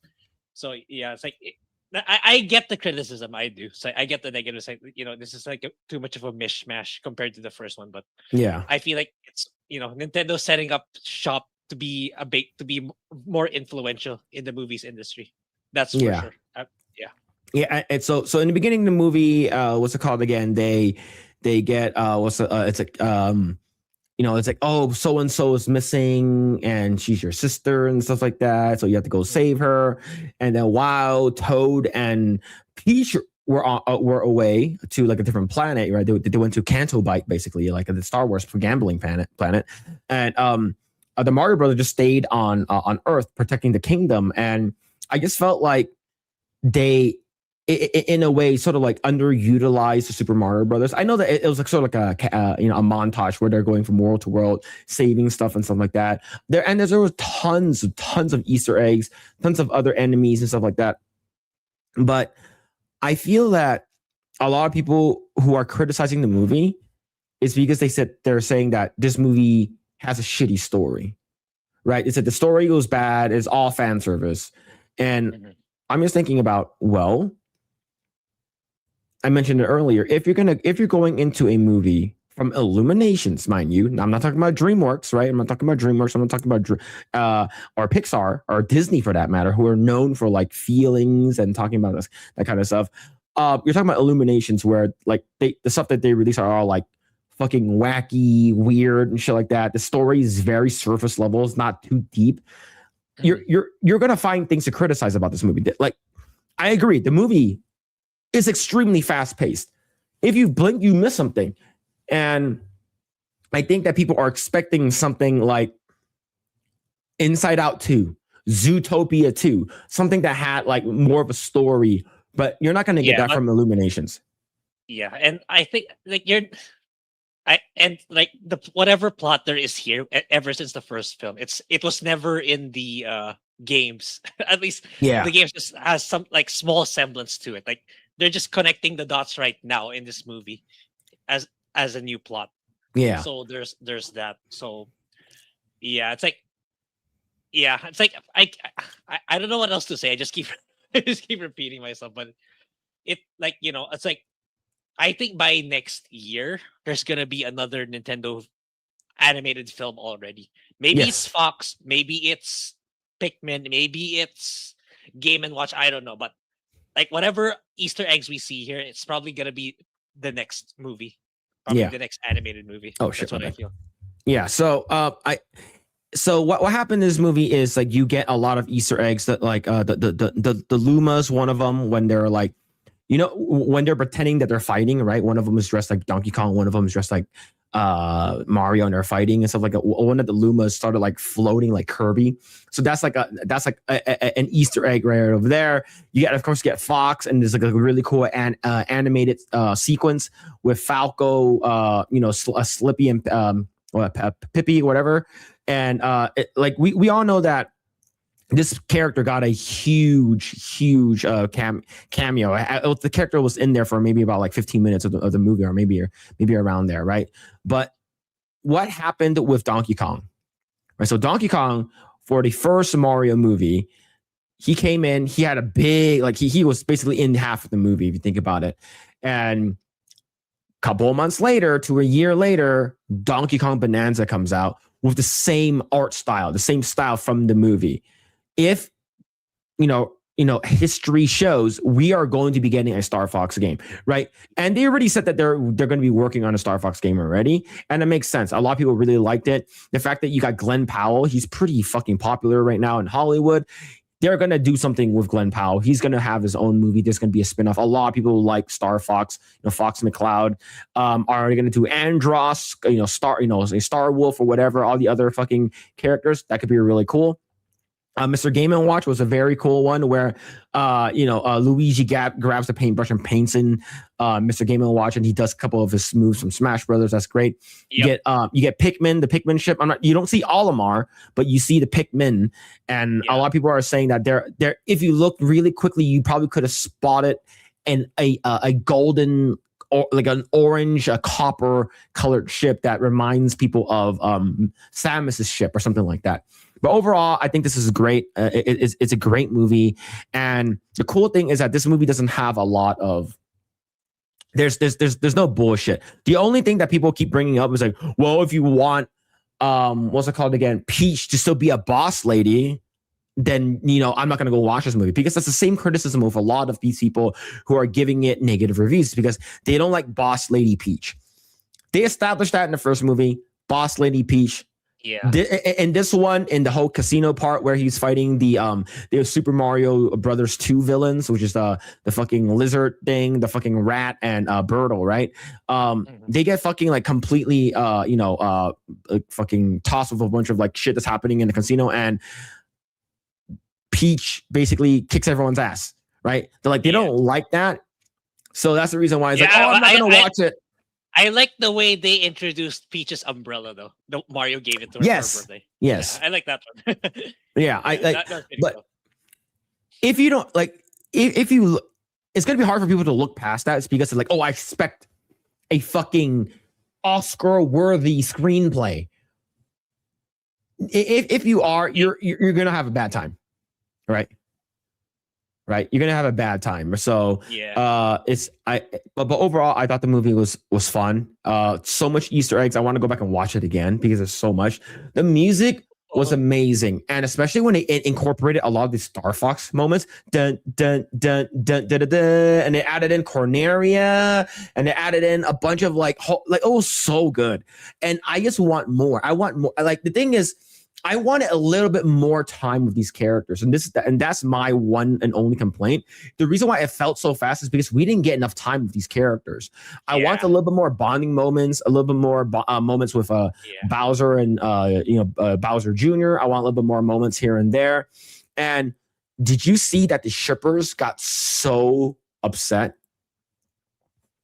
They were in shambles. So, Grae, you know what the shippers are? No. Okay. So the shippers are the people who wanted what's it called again? Peach and Rosalina to be a couple. Oh my. Yeah, that's not happening. Yeah, These are probably the same people who wanted Hunter Schafer, Zelda. Yeah. So these people are absolutely cringe, man. Yeah, they really, really wanted them to be what's it called again, right? So over here, if you actually look here, I'm gonna bring up an actual I'll probably bring this up again later. But yeah, over here, it says, oh my god, they're actually sisters. Like, and this person says, I don't ship them, but I feel really bad for all the shippers. Like, I feel like this is definitely every shipper's worst nightmare. Yeah. So if there's shippers of so that means in the game it's not clear or they're not actually siblings. I get it. But according to someone said in the chat, like it has been hinted by Nintendo that Rosalina could be like Peach's granddaughter from the future or some shit like that. We're not sure. So, but the thing is, Nintendo did not come out publicly saying any of these kind of stuff, and these people are like losing their minds is because it's not happening. They're losing their freaking marbles is because it's so it's okay. It's bad, it's okay to have fan theories or fan fabricated stories, but you shouldn't be expecting that kind of stuff from a Japanese company. You know? If it's like Wizards of the Coast, then you're gonna get that stuff anyway. Mhm. So not Japanese, not Asian companies, because DEI couldn't penetrate Asia for the most part. So you shouldn't have that expectation. Yeah. So, but overall, I thought the movie was good. They implemented a lot of things I liked. It was a fun. It's just a fun movie, right? I would definitely watch it again. It looks great. I think that the some of the stuff that they added, not making Yoshi, like you said, like not making Yoshi talk. Like we could just hire anyone. Why did you have to hire Donald Glover for this, right? According to what I hear, they might bring in Wario. And they said that what's it called again? Danny DeVito could be a good Wario. I think that's funny. I don't know. I think that's pretty funny. Yeah, they're probably gonna add even Waluigi. I believe he's gonna be there eventually. Yeah, they're already adding Daisy in the next one. Yeah. So there are two post-credit scenes. One of them is in the mid-credits where Fox and a blue Toad walks out, and it looks like they're putting someone in jail. It looks like a prison, and then Fox gets in the ships and he flies away.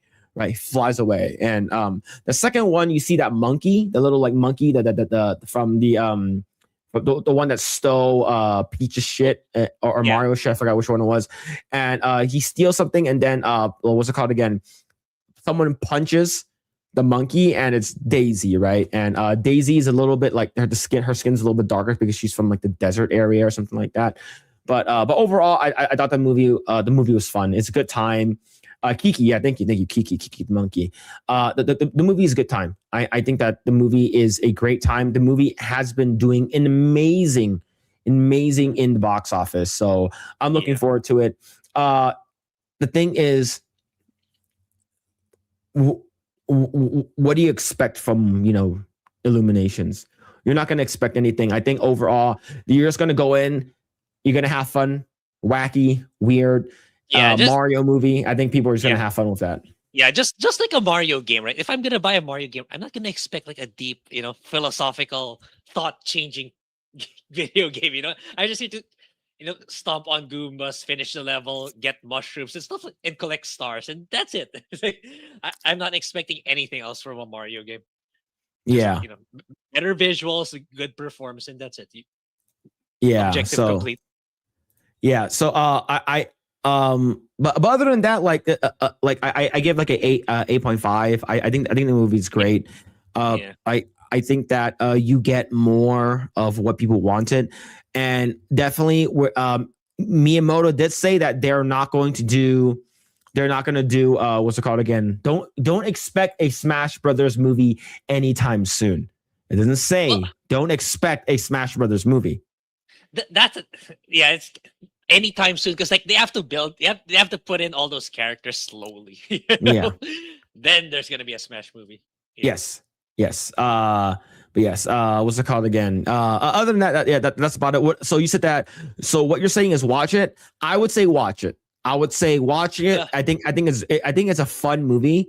It's not a type of movie where you're gonna be expecting like, man, after that movie, I'm thinking about what this person said. What's going? You're not gonna get. You're gonna be sorely disappointed. Just go inside, have a good time. It is a movie made for kids. I'm not saying that kids movies aren't well written or anything like that. Lion King is great and stuff like that. The Last Wish of Puss in Boots is great.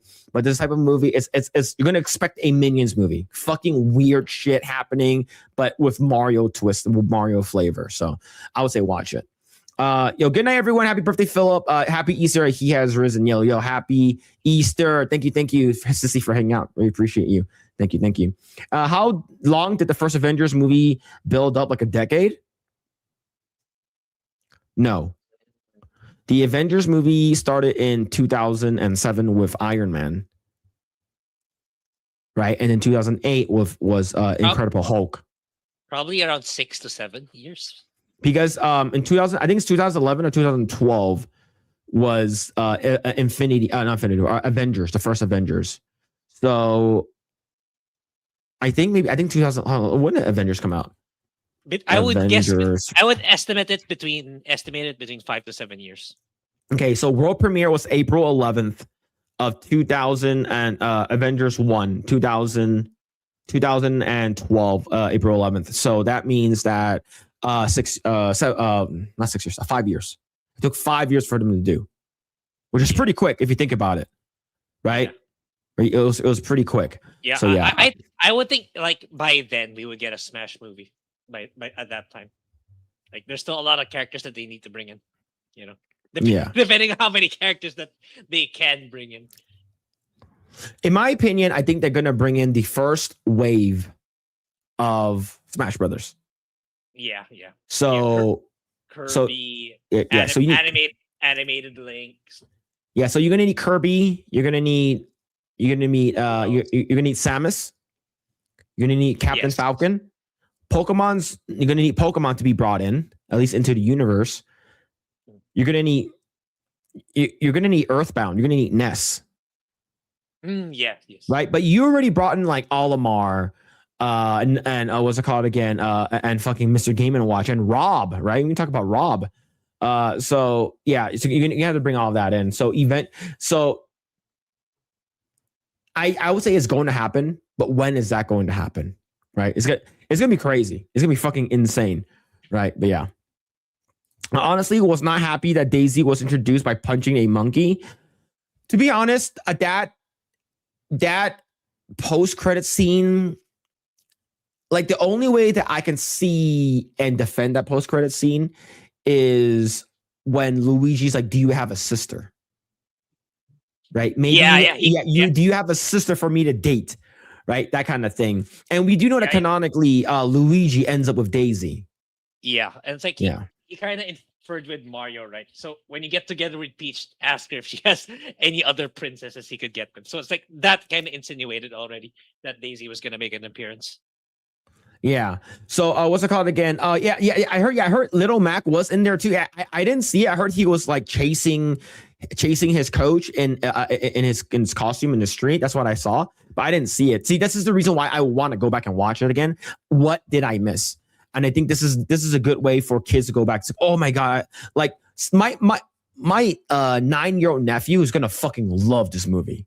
Like this is gonna be like his favorite movie was Super Mario Brothers. He loves Bowser. He loves Donkey Kong. Like ever since then, like he started like dressing up as Donkey Kong for like Halloween. Like he loves that, right? So like for this one, like you got dry Bowser. That's pretty fucking cool, right? So like I think this movie is going to make a shit ton of money. Yeah, I'm gonna start talking about like the box office and stuff in a bit, but yeah. That's good for me. In my opinion, that's good to hear. You know, because like I think Nintendo would be a better IP for the new generation compared to Disney. You know, you know what I mean? I don't want my kids to ever see the Acolyte like ever. You know what I mean? Yeah. It's like Yeah. See what's going on? Blackfire. I have to call Phil Phil, man. I went to LA, went to a pho Chinese spot and had to use the restroom. Heard some guy fapping it hard, and then I was like, Gloria, and I heard Gloria, and then I knew who it was. Bitch, you know that's you. All right? You know it, I know it, everyone knows that you're the one who asked for Gloria. And I was like, who's Gloria? I'm like, from Madagascar. I'm like, the hippo? you know, I know it. Everyone knows that's you, okay? Stop the cap, all right? Yo, thank you so much for the 5, man. Thank you. I appreciate it. Thank you. Thank you. For the 5. What the hell's happening with? I can't even see the. No, he didn't type anything.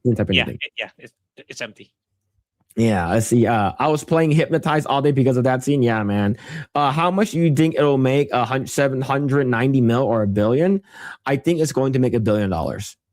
Yeah, if it stays consistent, because as far as I know, it's already beating the performance of the first film. Is that correct? Yes, it's already. I think opening night was $35 million. Yeah, and last time I heard, it's already made over $100 million already. Which is fucking that's a lot, right? And the weekend's not over yet. Yeah, I'm really all for it. Like it's high time, like someone takes Disney's cake, because like Disney's too compromised at this point. They're not gonna recover ever. So someone else has to take over. That's good content for the next generation during their childhood years. I think Nintendo should be the one to do it.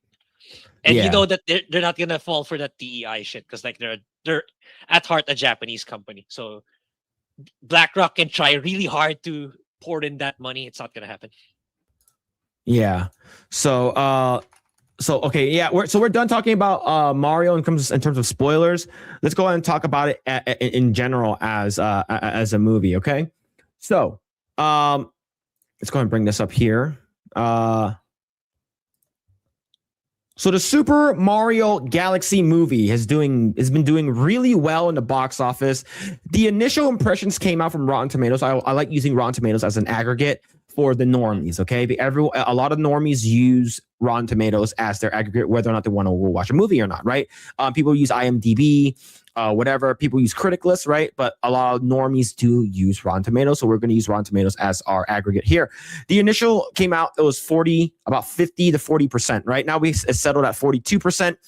And same thing like the first one, the audience loved it a lot more than the critics did, right? The audience for the first one, I believe, let's go and do some apples to apples comparison here, right? So as of right now, it has 89%. 89% audience score, and then the first one, if you compare it, is sort of trending the same, right? The audience likes it a lot more than the critics. And the thing is, remember, the critics aren't there to let you know whether or not a movie is good. They're not. They're paid and bought. No one, to be honest, you can just completely omit the critics' reviews. Look at the ratings from the users. I think ratings from the users says a lot. So this is the first one, 59 and 95, right? This is sort of looking about the same. It's sort of dropping a little bit. It sort of is on the same thing. But Grae, what are your thoughts on like critics and user reviews so far? Like, what are your thoughts on this so far? Yeah, it's pretty much it's pretty much the same movie, So it's like it doesn't surprise me that it's consistent, the same. Audiences love it and critics hate it because critics are they're again because it's not raising any political talking points. That's why it's not good for the critics, which is that's why we don't we lost any respect and trust for these critics because they're not working at our best interest anymore. They're working for the early access, the access media. That's why it's like, Nintendo didn't give them an early, I don't know, didn't give them preferential treatment, I suppose, or doesn't support their politics. And it's like, it's not surprising that they're losing any relevancy. That's why they're getting laid off. It's because people don't want to engage with them anymore. People are tired of that. Like if like we can see and think for ourselves what we think about a particular entertainment product. That's what it boils down to. And I agree with the score. Actually, 89%. I think is pretty fair for given what we've got with this movie. And once again, the critics are wrong. These are the same people who probably give shitty movies. Like I haven't been in Hollywood for a long time, so I don't know what's the latest shitty movie that they shitted out. So, but overall, this one is doing really well. I believe the first day it made over about like $35 million opening day, and of course we have a long weekend. Right, tomorrow's Easter. As I'm talking about this, tomorrow's Easter, and a lot of people have Monday off as well. So it's going to be very great. And now here's the thing: a lot of people are saying that this movie is what's it called again? It's just all gas, no brakes. There's no story here. It's just it's a TikTok movie. People are talking about saying that comparing this to a TikTok, right? Because it's so fast, and I sort of somewhat agree because the movie is fast. It's a lot of stuff that you're trying to watch, and there's a lot of cameos. A lot of other characters are brought in, like Star Fox, one of them. Of course, I prefer if Star Fox was a it wasn't leaked by Nintendo themselves, right? It wasn't really leaked. People are kind of already assuming, but it would have been cool if, I found that out in the theaters. But a lot of people are saying that, hey, I think that this movie is very gay, and in a way where it's like, what are you talking about, right? So of course we talked about this a little bit ago. A lot of people wanted Rosalina. And of course, this is sort of a spoiler here. Rosalina and Peach to be lovers, to be a couple, right? But in the movie, they made it that they're sisters, right? And of course, a lot of people who are part of the LGBTQ community, the people who are shippers, are totally losing their minds right now because they are not, they are sisters and they're not a couple, right? But the thing is, there's more than that. There's more, okay? There's a lot more than that, okay? Here's one here. If there's one thing that Mario movies did right is that they finally showed us that Bowser is canonically bisexual. Do you know what's crazy? Whenever Asian or Eastern like entertainment, whenever like a male kisses another male, is written off as a joke because it's stupid, right? It's like, haha, you're dressed as a woman, haha, you guys kiss each other, right? A very good example is Sasuke and Naruto. One of the first arcs, right? They're sitting in the classroom. Naruto is, squatted on top of a table looking at Sasuke. Someone accidentally pushes Naruto. Naruto falls over and kisses Sasuke in the face. Is Naruto canonically bisexual now? right? Yep. These people are absolutely fucking delusional. Everything has to be about representation. Everything has to be about, do I have representation? Oh, because my representation and my sexuality defines who I am. No, you doing dumb shit defines who you are, right? But that's not it. This is not just this person. The good old Kotaku has also said it. Bowser, I know what you are, bisexual. Grae, what are your thoughts about that? Very on brand for Kotaku. Yeah. I was just saying, Kotaku's still alive. Okay. Here I was thinking they're kind of more on the quiet side now, but apparently not. Ever since Alyssa left, or they laid her off, sorry.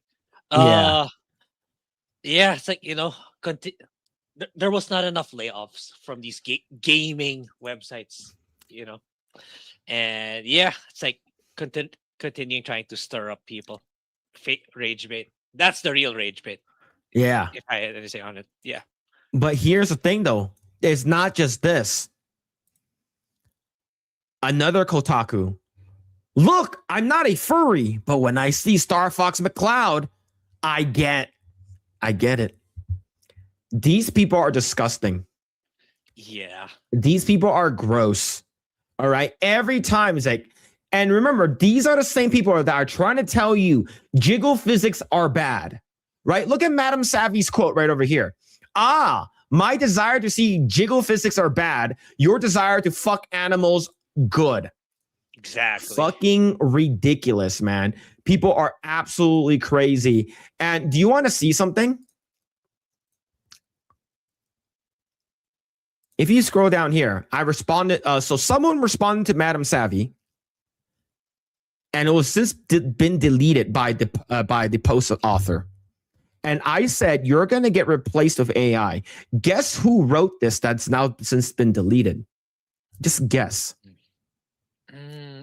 Could be so many people. The voice of Crystal from Star Fox.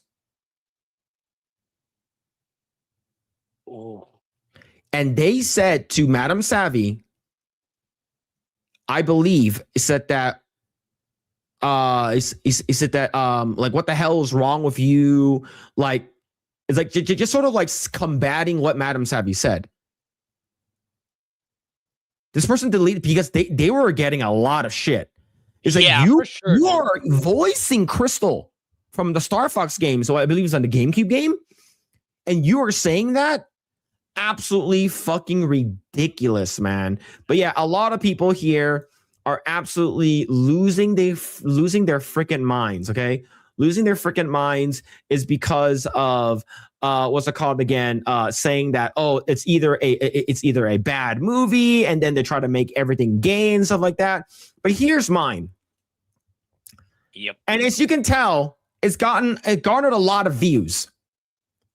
1.4 million impressions. Okay, that's quite a lot. Okay, and I said the Super Mario Galaxy movie, no gays, no trans, no LGBTQ representation at all. I recommend it, and it's definitely a good time with the family. And of course, if you go down to some of the quote retweets and some of the comments down below saying that Birdo is trans. Cool. The Yoshi, the pink Yoshi looking thing with the bow with the big hole in the mouth. Okay, Birdo. Okay. They are saying that Yoshi is not Yoshi. Birdo is a trans representation. That's the representation for the fucking trans community. Do you know who has never said that? Nintendo. Exactly. Nintendo has never said for once at all said that is a trans representation of the character. That this is your representation right over here. Now, granted, there are parts where like Nintendo said that Birdo is a he and a she or whatever it is, but it's not like there's nowhere in writing that Birdo is considered a trans character at all. Why can't Birdo just be a Birdo? Why can't Yoshi just be a Yoshi? Why does everything needs to be fucking gay or lesbian? Why do you have to make everything about fucking gender identity and fucking about representation? Oh, representation is good. Fuck you guys. Who cares? Who cares? But yeah, I think that these people are absolutely fucking cringe, right? And of course, you know, if you go to Grok, right? If you go to Grok and you type in right over here, I'm just gonna type in it right now. Is Birdo considered trans, right? Right? Is Birdo considered trans? I'm typing this right now. I'm doing this live. No, Birdo is not officially considered transgender by Nintendo. She's a reoccurring pink egg spitting dinosaur like character in the Super Mario series from Super Mario Brothers 2, which is when it was released, right? Often treated as a female in modern games, but her gender presentation has messy, inconsistent history due to the localization's choices rather than a deliberate trans representation. So you go fuck yourselves. Exactly.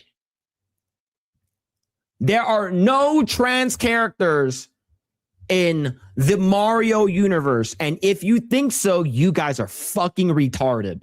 We need to bring back asylums. You need to lock you guys up. We need to put you in a fucking straitjacket. All right? You guys are absolutely crazy, man. Now, the crazy thing is people are going to say whatever. So, oh, in my head canon, this character is trans. Yep. Yeah. In my brain, we need to bring back mental asylums, right? And this is where localization, in my opinion, is going to take away a lot of people's jobs when it comes to AI, right? Remember, right over here, because it's inconsistent old localization. That is why. Yep. So they can go fuck themselves. But overall, Super Mario Galaxy, the movie, has been doing really good. You guys can say whatever you want. The movie is a bad writing and is fast, a TikTok movie, has no cohesion in the story. Do you know what they can't hear you? Do you know why Nintendo can't hear you and Universal cannot hear you? Because they are drowning in money. Sorry, I can't hear you because we're making so much money. I don't care. They're going to make a lot of money. And with that, I'm probably going to go watch it again. And overall, I think the movie is going to do really good. As right now, the movie, as last seen, the movie, the budget of the movie is $110 million. Crazy. That's not a lot. That's very low. And it's after today, it's already made back this money. Mm-hmm. Yeah, that's the crazy part. Not the amount they spent, but how they already recouped their expenses. Yeah, so as of right now, as of today, based off of the numbers, it's already made $107 million. It's already made back its money. Look at this shit, man. From April 2nd to April 3rd, a 96% bump. That is crazy. Now, you guys can hate the movie all you want, but the numbers, they do not lie. The movie is going to do really good. I think it's going to make more money than the first movie. The first movie was only in theaters for about, I think, 5 or 6 weeks because it was sort of like still during COVID, especially here in California, right? They took it out of the theaters after like a month and a half. Yeah. In my opinion, it should probably stayed in the theaters for maybe 2 whole months. Before that, they got like 1.1 billion or something like that, and they left. I think this movie is probably going to make maybe 1.5 billion when it's all said and done. Yeah. I think a lot of people are not going to care about story too much here. But go ahead. Yeah. And like I imagine, like since this is the first one was Nintendo's return to the cinema, so I imagine even they themselves were a bit skeptical on how it would perform. But given now that people knew and how well the first movie did, I think theaters are more willing to extend the lifespan of the movie to be in the theaters longer. I imagine that's going to happen. So, yeah. Good on Nintendo. It's like more of this, less on the ideology, less on the politics. Because like at the end of the day, that's just damaging society in very severe ways, mentally, emotionally, especially the children. So it's like for me, I'm all for it for Nintendo to succeed and take over Western cinema. Yep. Yeah. So the thing is that they remember Bowser has a lot of kids, including Bowser Jr. All right, the Koopalings. He has a lot of kids, but yeah. Let's see. Let's see. So the typical Tumblr users are going nuts again. They can't see two people of the same sex being friends. Is literally impossible for them. Yeah. So, okay, if you're saying that whenever there's a man that kisses another man, they're automatically a bisexual. So you're saying that when Jackie Chan kissed Chris Tucker in Rush Hour 1, you know, he falls down the thing and Chris Tucker saves him, right? He does that thing. He shimmies down the fucking building and shit like that. And then he's like, "Oh, thank you. He's like, "What? Get the hell off of me! I just trying to be nice." He's like, "Well, next time, be nice to my nuts, right?" So is Jackie Chan bisexual now? The reason why these kissing scenes, it's because they're funny.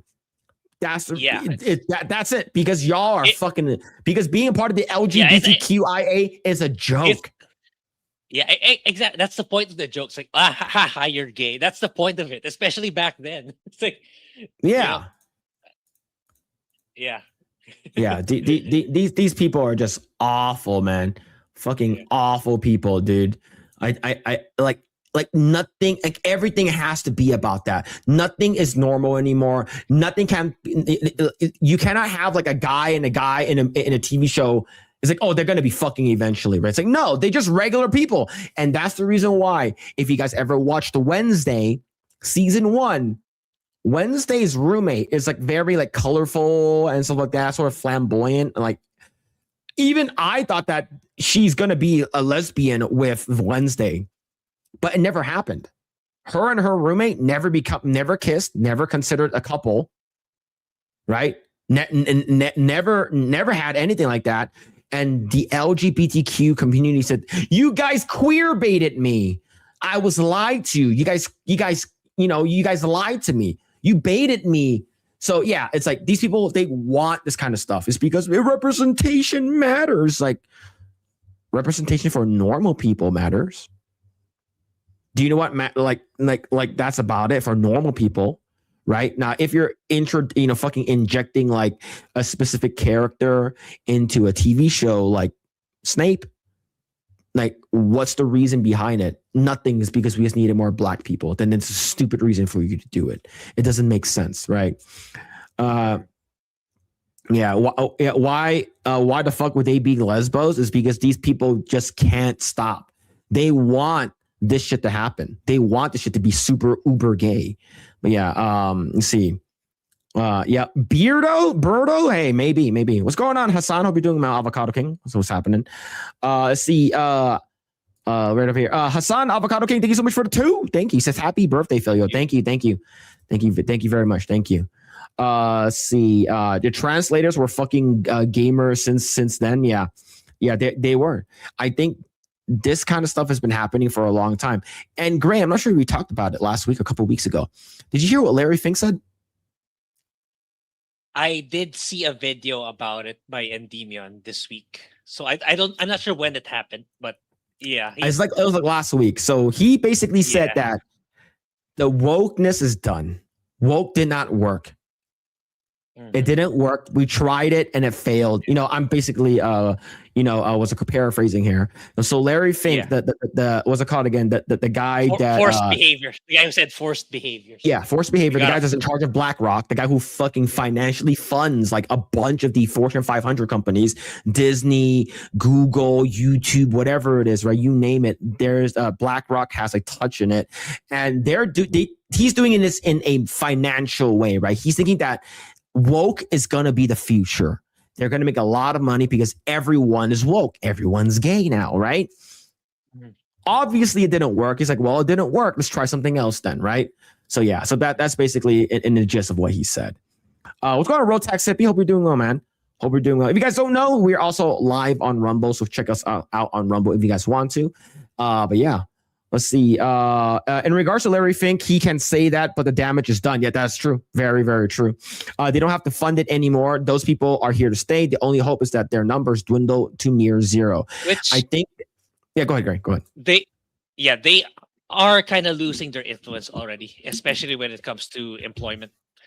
I'm hoping, especially in the case of the gaming industry, I think I think so far the first steps being done by the new leadership, she's in the right direction because like they took off the marketing, of this is an Xbox, right? That was their marketing before. Like any device is an Xbox.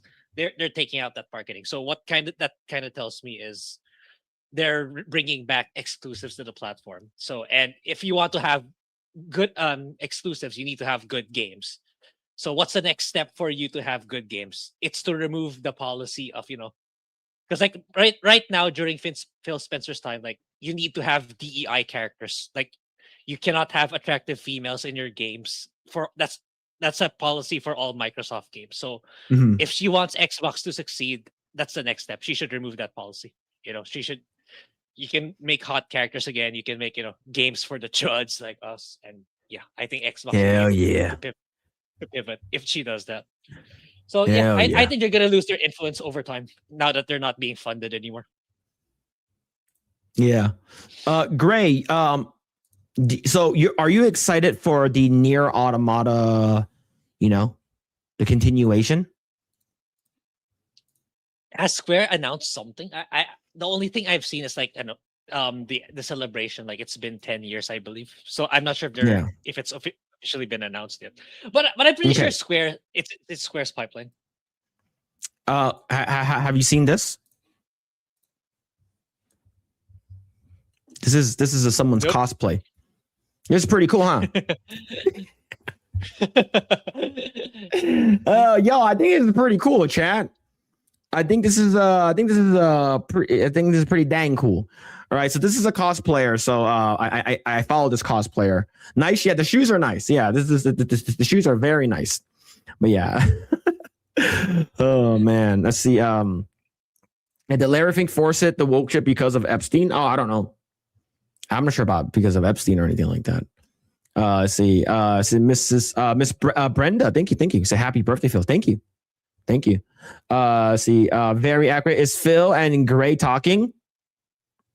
Probably not. No. Probably not. No.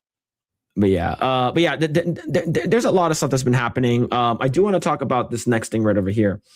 Let's talk about Supergirl really quick.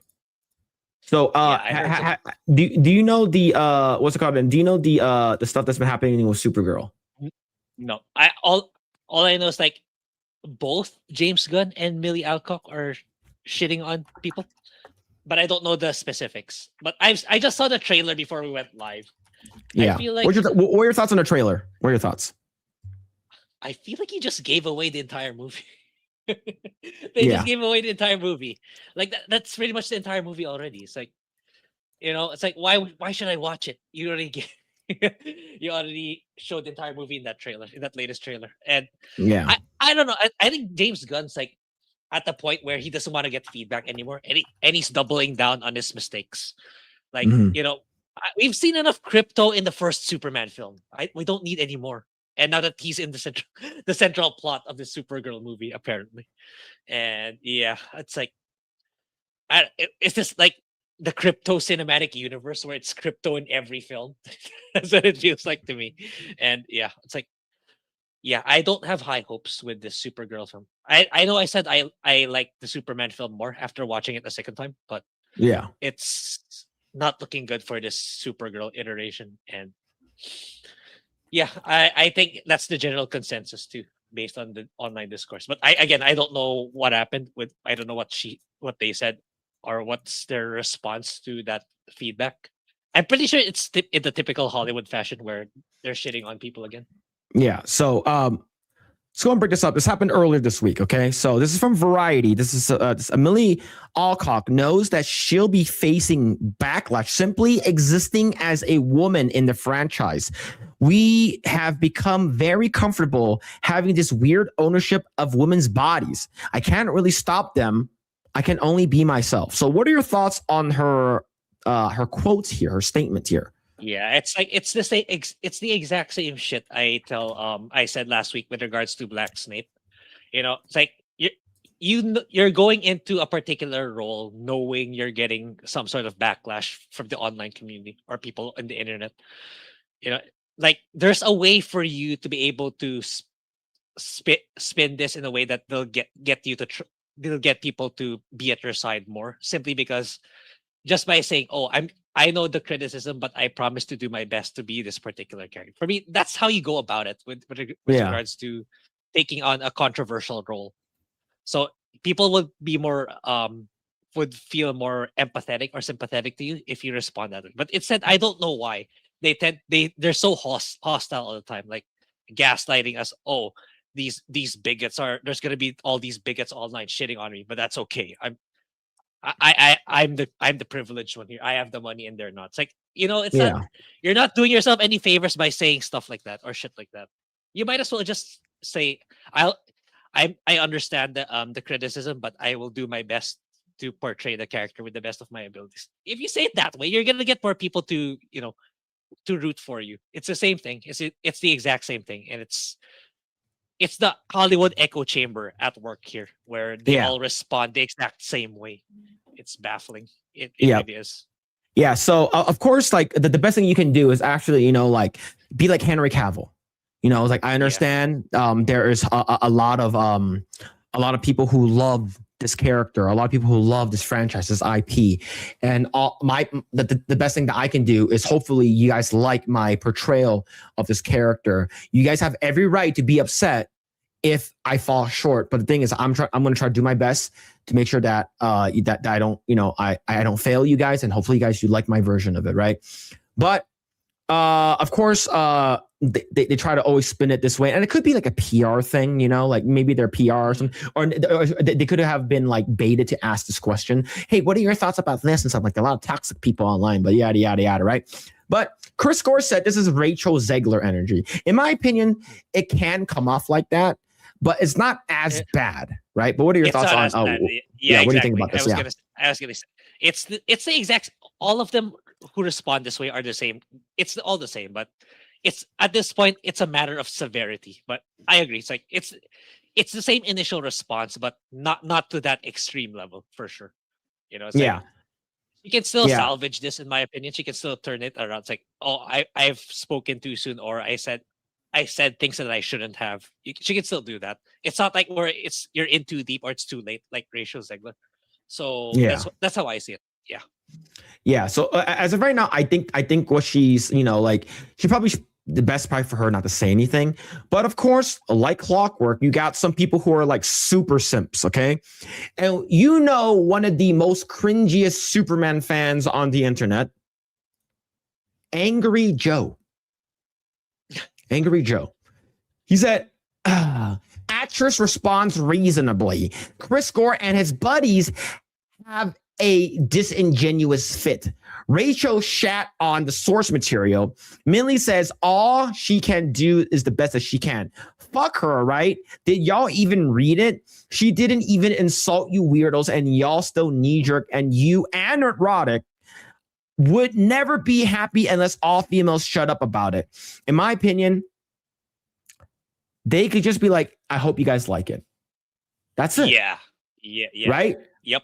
It's better for you not to say something than to say something that can potentially damage your numbers. I'm pretty sure James Gunn would be like, hey, you probably shouldn't say, I say some weird shit, all right? Especially about little kids, but you probably shouldn't say this about a movie that's going to be coming out soon, right? And he continues going on and said, it's a real little dick energy. Yo, this is fucking gay, bro.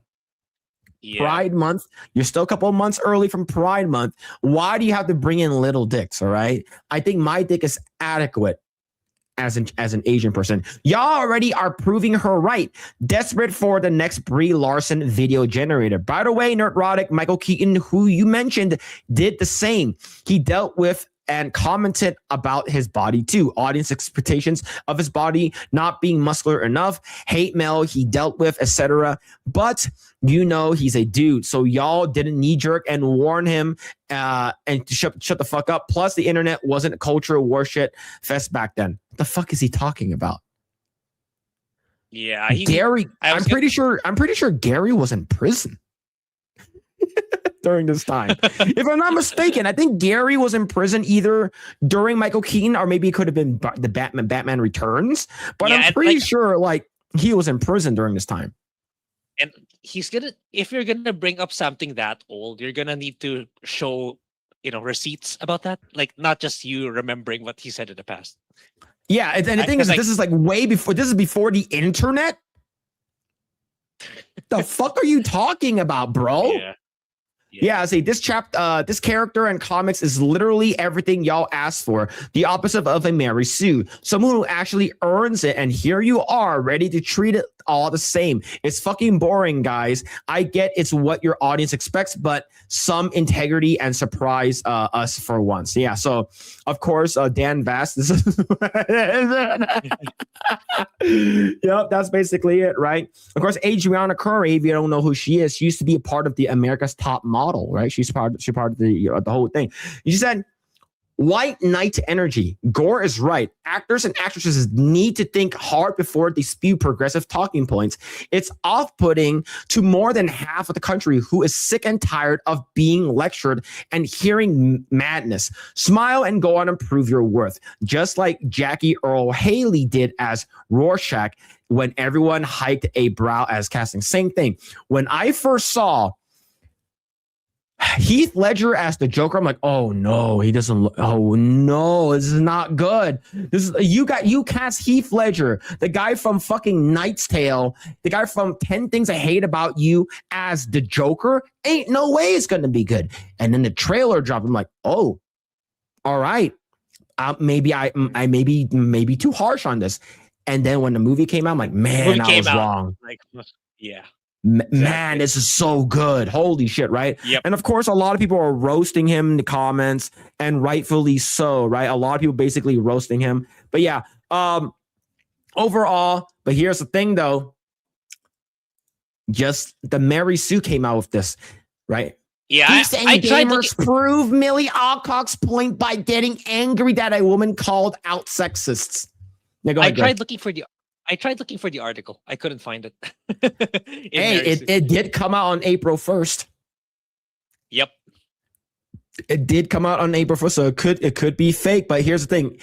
This is very, very like the Mary Sue to be doing this. Of course, absolutely. Yeah, right? yeah, absolutely. Yeah. I just wanted to, for us to read, but I couldn't find it. I don't know if I suck at searching, but I couldn't find it. I don't know if they took it down, but I couldn't find it earlier when I tried searching. Yeah. Yeah, so as of right now, it's not looking good. The thing is that like we just, you could have not said anything, right? The movie could be good. Don't say anything about, hey, blah, blah. Like we're not even talking about the movie at this point. You're sort of making this about yourself, and then you would like, okay, yeah, sure, but I think that this is just a bad way to do business. Like I like it better back then when the celebrities weren't terminally online. Like. Yeah. Like I know that just fucking log off and not do shit, right? Like you're getting baited into all this bullshit. But go ahead, Grae. Sorry. Yeah, back then I think they have exposure to a lot of information already. Even a decade ago, the internet's already there back then. But it's just that they don't know. They don't get any PR training nowadays. That's what I'm getting. Yeah. Or the PR, it's their PR themselves that are getting political when it's like literally going against their job. Yeah. Yeah. That's what's happening right now. It's like they're at least there's, like Chat already mentioned earlier, at least there's Brie Larson who managed to turn it around. Like she handled PR well in the Super Mario film. I've seen clips online. Like she's changed. She changed for the better. So that's what I can hope for these people, that they follow her example. Like you can have a good PR if you tried, and if you listen to the right people. Yeah, absolutely. And so I found this one online right over here. Right here we go. Okay. So I found this right here. Query: if they spent at least $100 million on Supergirl, why isn't any of it in the trailers?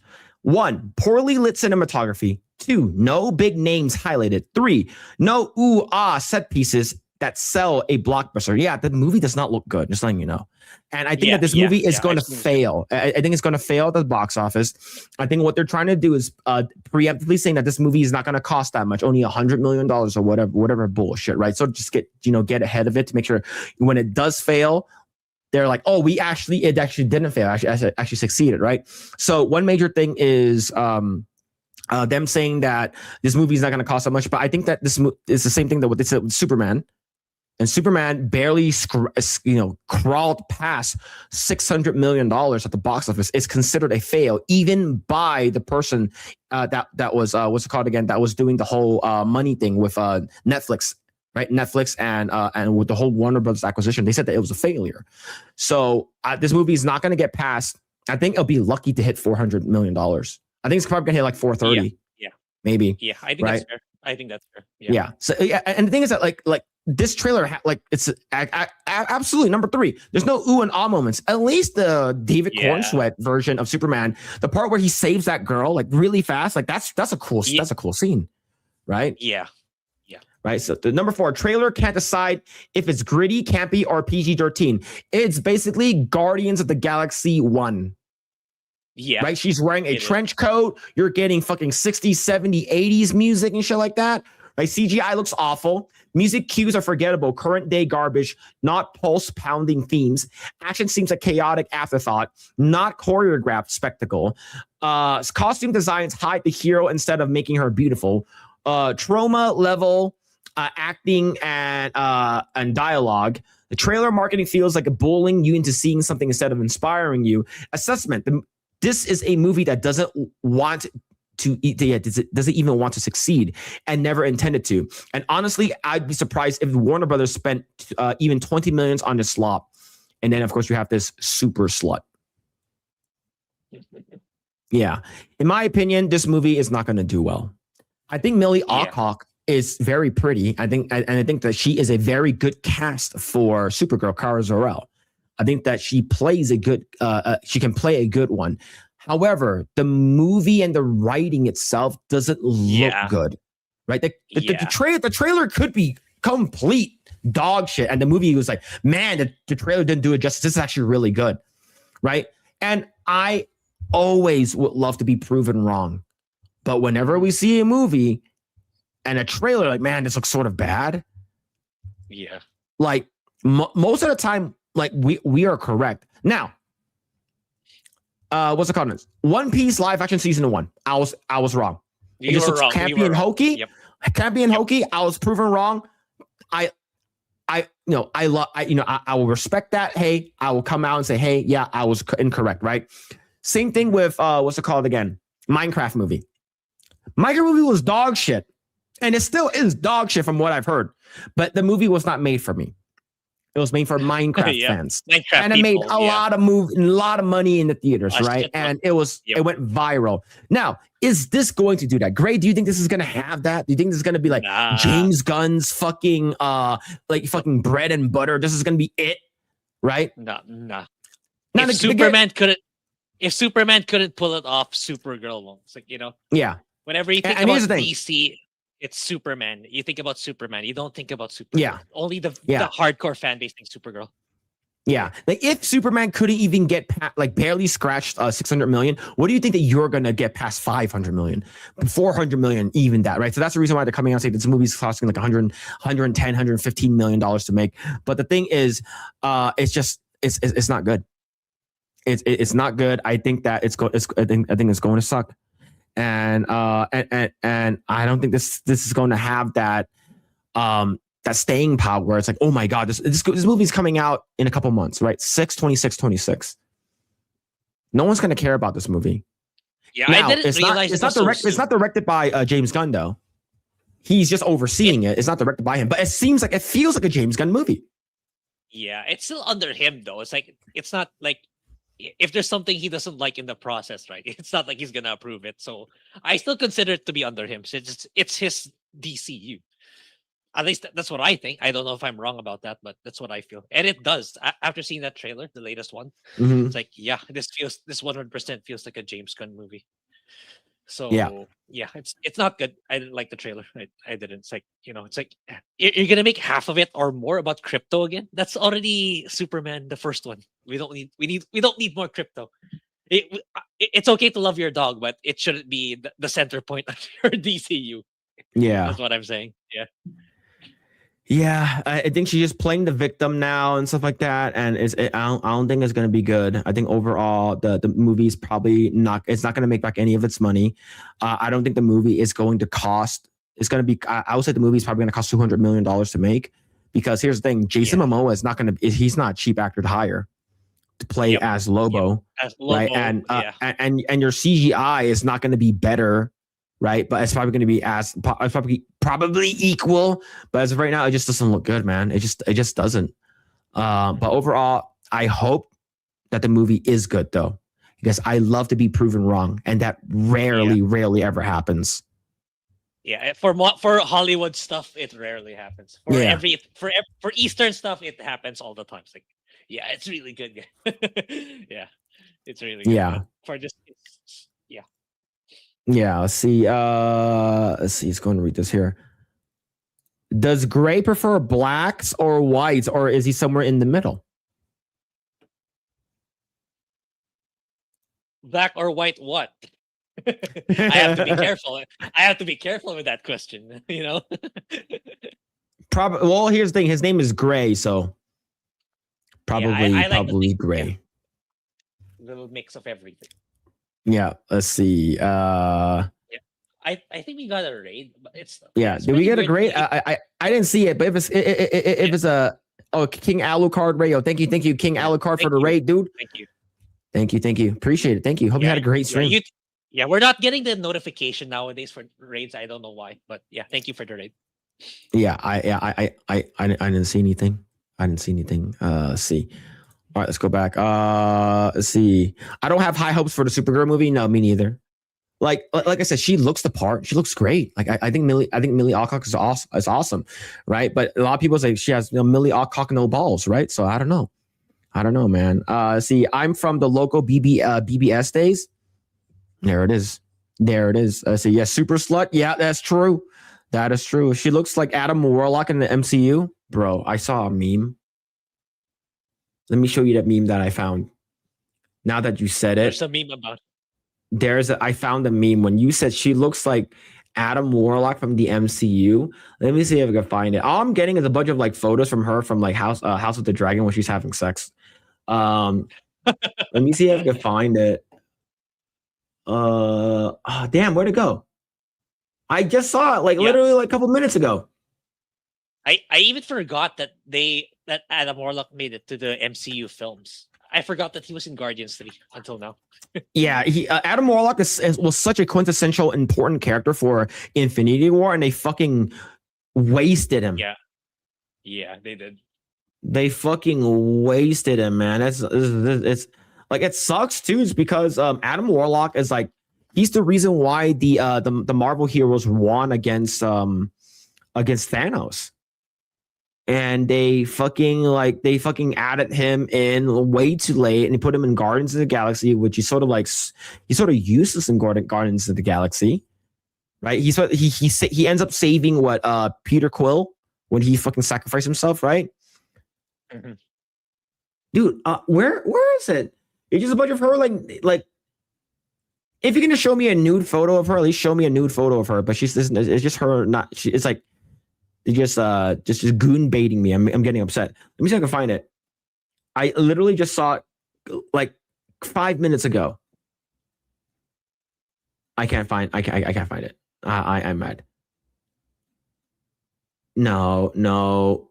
Dang it. Yeah. But anyways, Grae, are you looking forward to watching the movie though?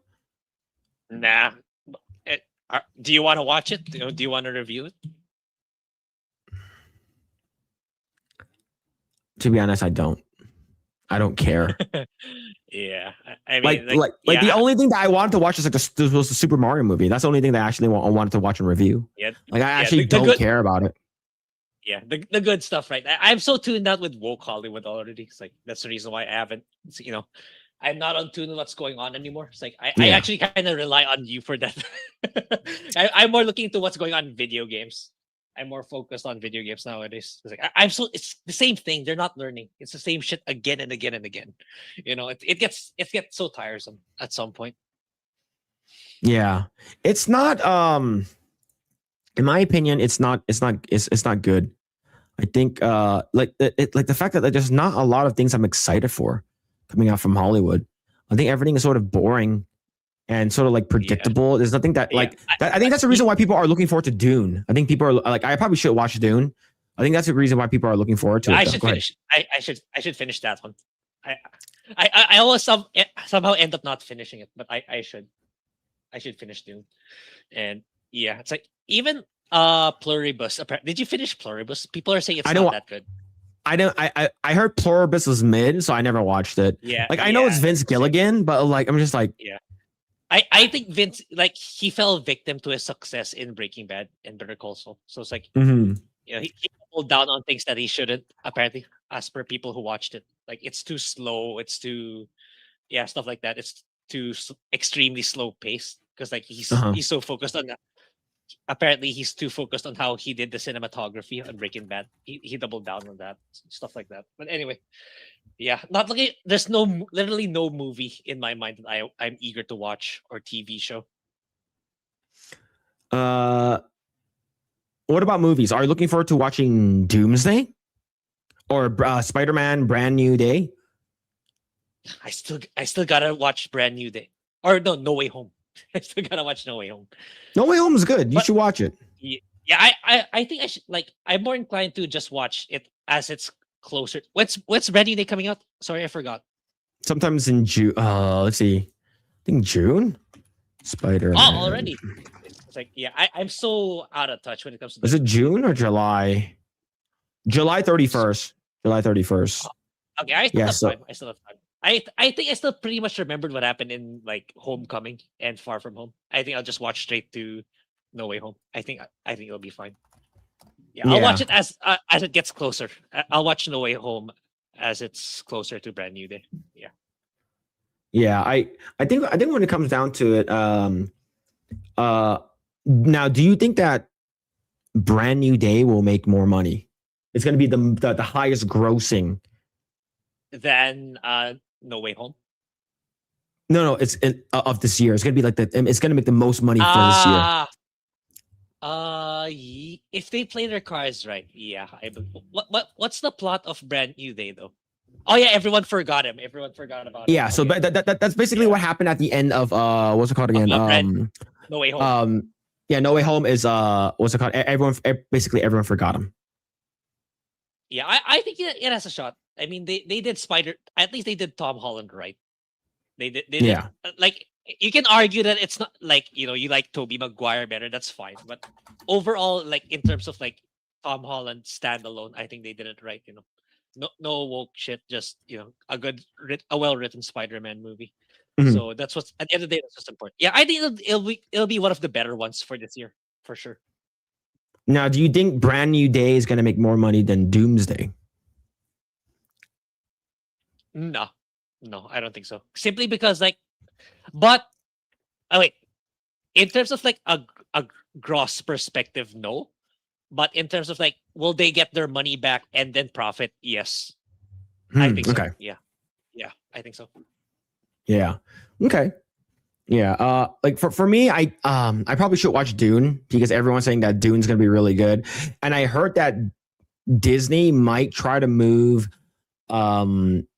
Doomsday like out a week so they can get some IMAX theaters, is because they're coming back. According to right now, they're coming out on the same day, and if they're coming out on the same day and Dune is shot like basically on IMAX cameras, so they're not going to budge on that. They're like, no, we have all the IMAX cameras. Yeah. So, yeah. And it's like, for me, it's like, it should, a movie with that size shouldn't compete with Dune, who's also very big. So it's like, for me, it's like, I would set it up in such a way that to maximize as much profit as possible with not much competition. Oh, So there-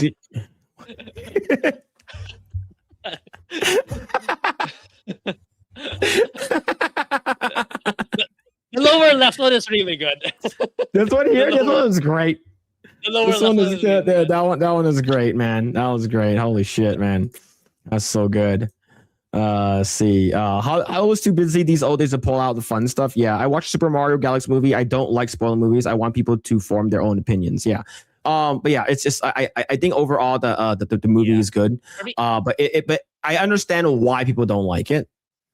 Mhm. But like there are places like some places are giving it like a 1 out of 5. Okay, that's a too, 0. that's too much. It's like the worst thing they have ever seen. It's like that, right? Yeah, What is it it's on not. critic list? Let me check critic list really quick.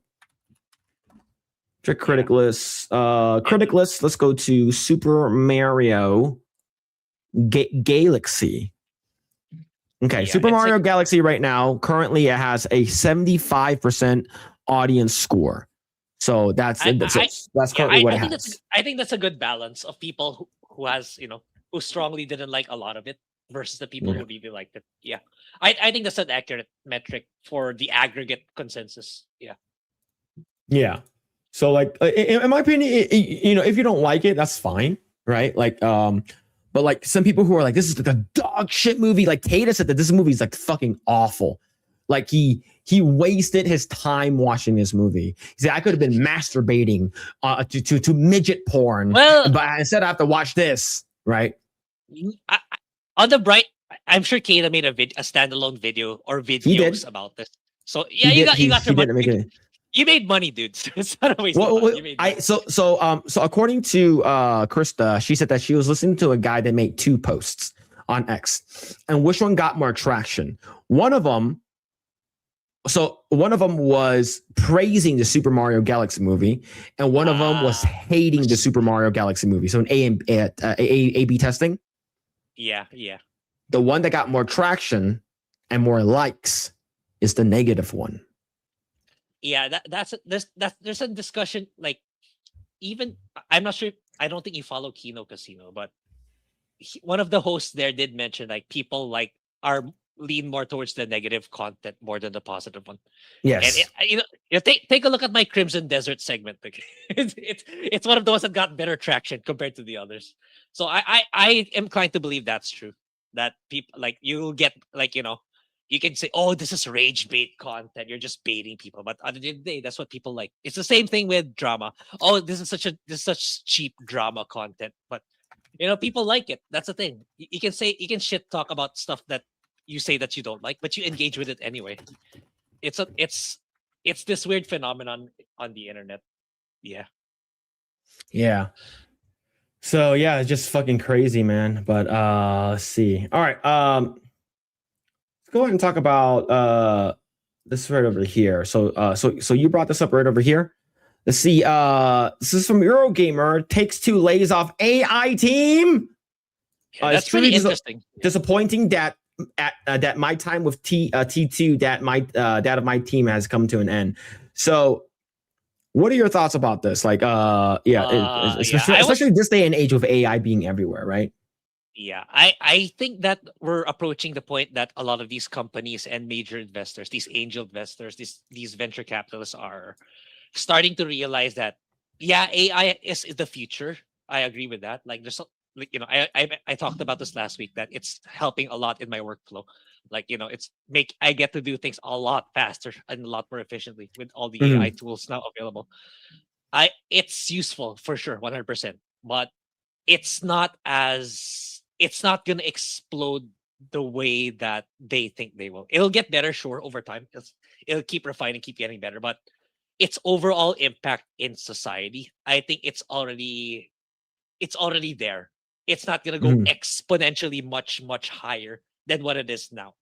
I think a lot of these tech companies are starting to realize that. That's why OpenAI abandoned Sora already, right? It's because it's not making the money that they were hoping. So AI in general, they're already there in terms of what it can do in terms of productivity. I think we're already hitting that peak. I think that's why they're kind of winding down in the operation side of it. So yeah, it's actually happening faster than I thought it would. So it's like, I think it wouldn't surprise me if more companies are doing this. Like they're winding down on this. Guys, I think we overhyped AI way too much. We gotta move our money somewhere else. So yeah. That's what I feel overall with this article. It did happen faster than I thought, though. Yeah.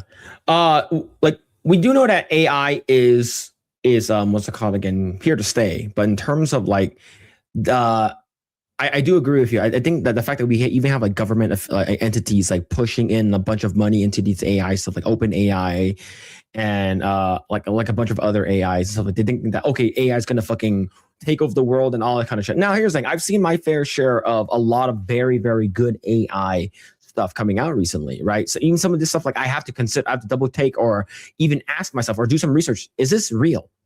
Right? Is this real? Is this fake or anything like that? Right? It's because a lot of people can't tell the difference moving forward. All right. Other than if it's like a hyper like super clean filter on something, right? And but in terms of like if you ask the AI to put like a grainy filter to make it look like the video came out from like the 90s, like I'm pretty sure it can, and like that can fool like almost anyone, unless you double check and check with Grok or some shit like that or ChatGPT. Hey, is this AI?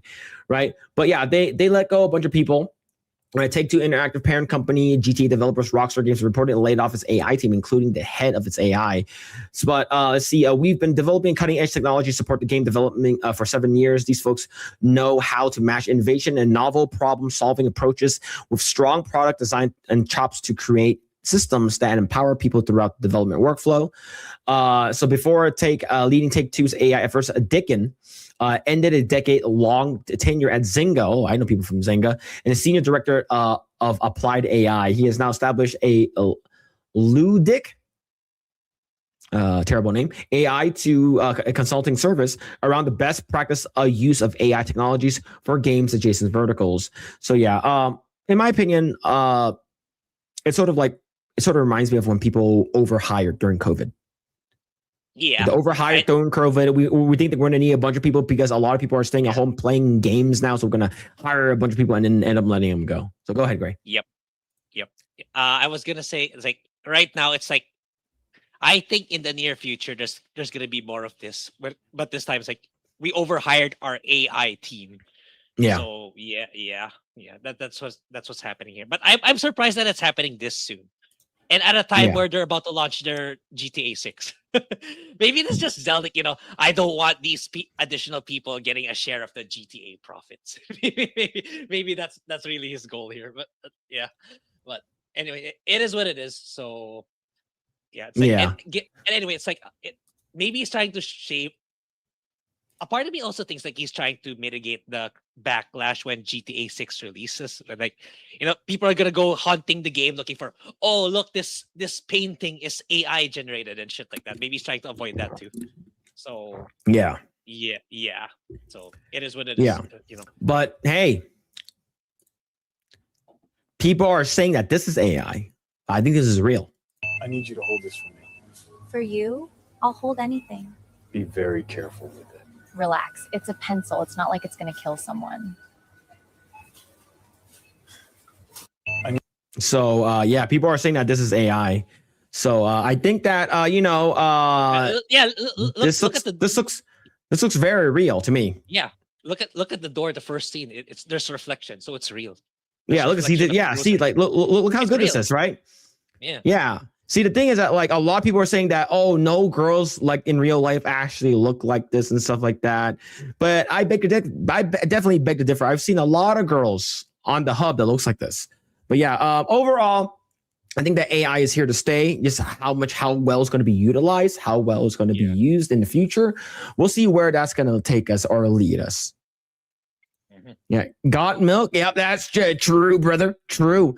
It's the same with every boom in technology. There's a bunch of companies that fight their way to the top, and eventually it boiled down to just a few, like Google, Apple, etc. Yeah, I think there's going to be like a bunch of people who are going to spend a lot of money thinking that this is going to be huge for them. In my opinion, AI is here to stay, but just now hearing about like the data centers and all that kind of stuff, how much is it going to be staying here? Yeah, I think its overall usefulness is already plateaued. I think they overestimated on how much usage is going to be. For me, at best, it's going to be searching for stuff on the internet became a lot easier, or just asking for basic information. Where before you have to piece it together with multiple articles, then consolidate it yourself. Now you can just ask the search at your search tab on the answer. It'll give you the answer. For me, that's the most like in a global scale. That's the most that people will use out of it. Yeah, like searching for information is like it's a lot quicker now. I think getting like, Yeah. hey, is where can I find this specific thing? I think using AI that helps a lot, right? But a lot of people who are using AI as a crutch versus a tool, that's when you're gonna fail most of the time. See, Super Mario Galaxy movie was so good, no lie. Everybody in the theater, including the theater staff, was filling the theater with a thunderous applause. The people just want movies with no agenda and their faces. They want escapism, not propaganda, and that's what Super Mario Galaxy provided, right? Like if you're going, like I said, if you're going inside expecting like a fucking like Schindler's List, a fucking like a writing and stuff like that, you're gonna be upset for sure. Let's see, it's AI. None of the chips in the background is real. Hey. You don't know that. I believe those milkers were definitely real. I can't say that AI has hit a wall any more than they could say the software hit a wall circa 1975. Yeah, I think the people who are afraid of AI, it's just that people just don't know the technology. They don't know, like it's sort of like when the whole what's it called again? Manufacturing happened, right? Like people started like inventing fucking companies and fucking warehouses for like car manufacture. Instead of having guys put it together, you have a fucking machine put it together now. Same thing with microwave. I've mentioned this before, right? Imagine, hearing from fucking Chernobyl and shit like that, fucking like the nuclear bomb and stuff, hearing that you can cook stuff with radiation. Hell no, right? I'm going to cover my ball sack. I don't want to get ball cancer. And then now everyone has a fucking microwave in their house. It's like that, right? It's just technology evolving and how we use it, right? I think they thought AI would advance faster than it has. It has advanced a lot, but I would say as of right now, it could probably sort of like, I'm not saying it's going to plateau, but like it might be slowing down just a little bit until it gets its next boost, right? I think that we've been seeing a lot of very, very good AI movies are going to be coming out, and once that becomes a norm, once everyone starts using it, no one's going to care. Like I asked, what's it called again? Like a bunch of people. Some people care, of course, right? Would you care that a movie is completely made of AI if the movie was fucking great? If it's awesome, right? Like, would people care? I think it was like 70% of people don't care, but the 30% do, because they care about like the people who are working there. They talk about, is it ethical kind of stuff, right? Grae, you worked in AI and stuff like that. What are your thoughts on this, right? Yeah, I actually think it's like we already kind of hitting it when it comes to how much it's like the technology can keep evolving, but I feel like in terms of how much the general audience, the masses will use it, they're just gonna use that, like you said, like the movie's already being made and uploaded here on social media. I think that's about it. Like at most they're probably gonna get better, more refined and better tools in the future. But for me, that's about it. It's like I don't think it's gonna go beyond that. Like you can still find ways people can still find ways to get a livelihood on how to use AI. That's actually, I can argue that's what I'm doing right now, because like a lot of what I'm doing right now is so dependent on AI. Whereas I couldn't do stuff before you had to learn how to use a particular tool or a particular software. The very long and very tedious way of doing it. But now you can use it through AI to do it for you. So that like you can do more things before and you can do it things faster. That's how it's like. I think that's how it's going to be moving forward for AI. I think we already hit the, when generative AI was first introduced to us, like it was still at its infancy, but I think it's already all grown up, if that makes sense. It's just making it better incrementally. Yeah, that's why I think these companies are kind of winding down on investment.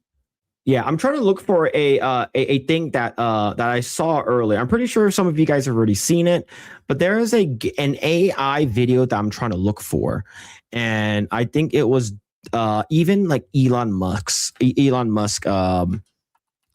commented on it, I believe, and it was something that looked pretty good in my opinion, but I'm not sure if I can find it anymore.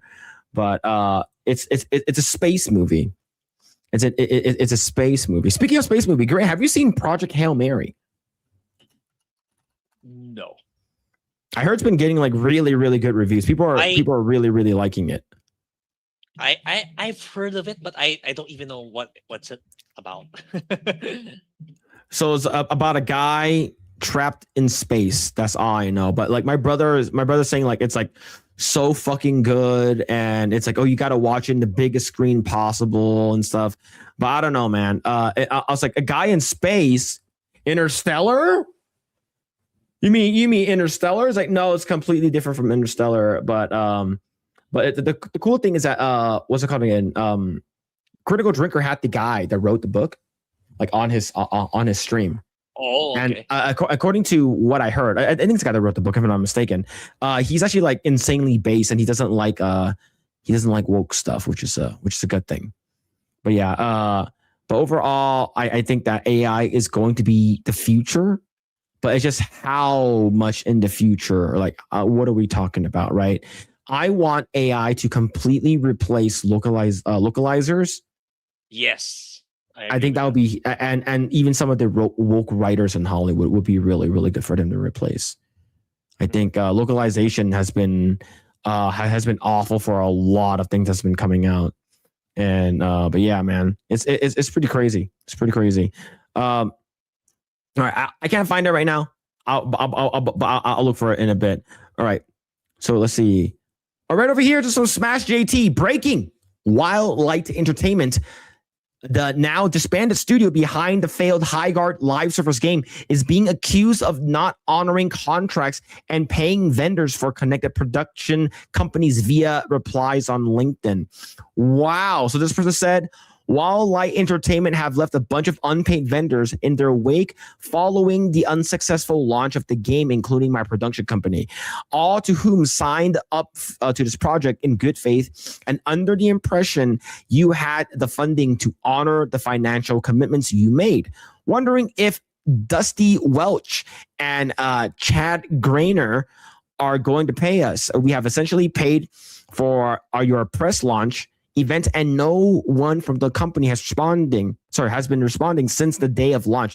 Anyone from Wildlight care to comment? Man, what are your thoughts on that? Yeah, that's crazy. I just read that this morning before we went live, and I think that was the time that he posted it. As like, not surprising, but at the same time, it's such a mess. You know how this game came to be. It's like how did this happen? Like, you know, like for Tencent to fund it this much for how many years? 4 years?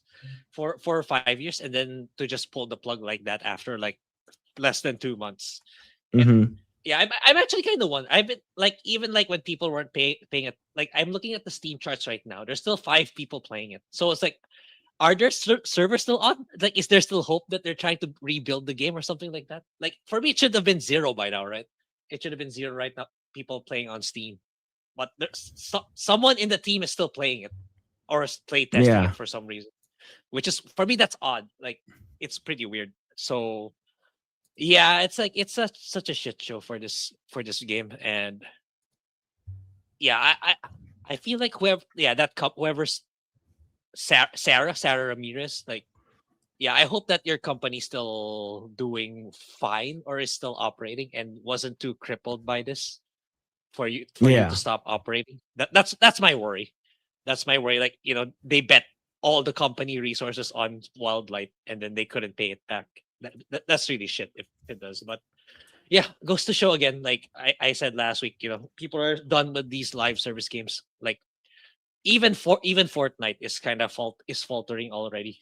So yeah, so I'm hoping like in the future, like AAA, AA starts going back to single player games. You know, go back to making smaller scale single player games that once sell them at a reasonable price and then make our money that way. Like the age of the times where you're getting infinite money on a monthly basis, recurring income. I think those days are gone, especially in these tough times for a lot of people. Yeah.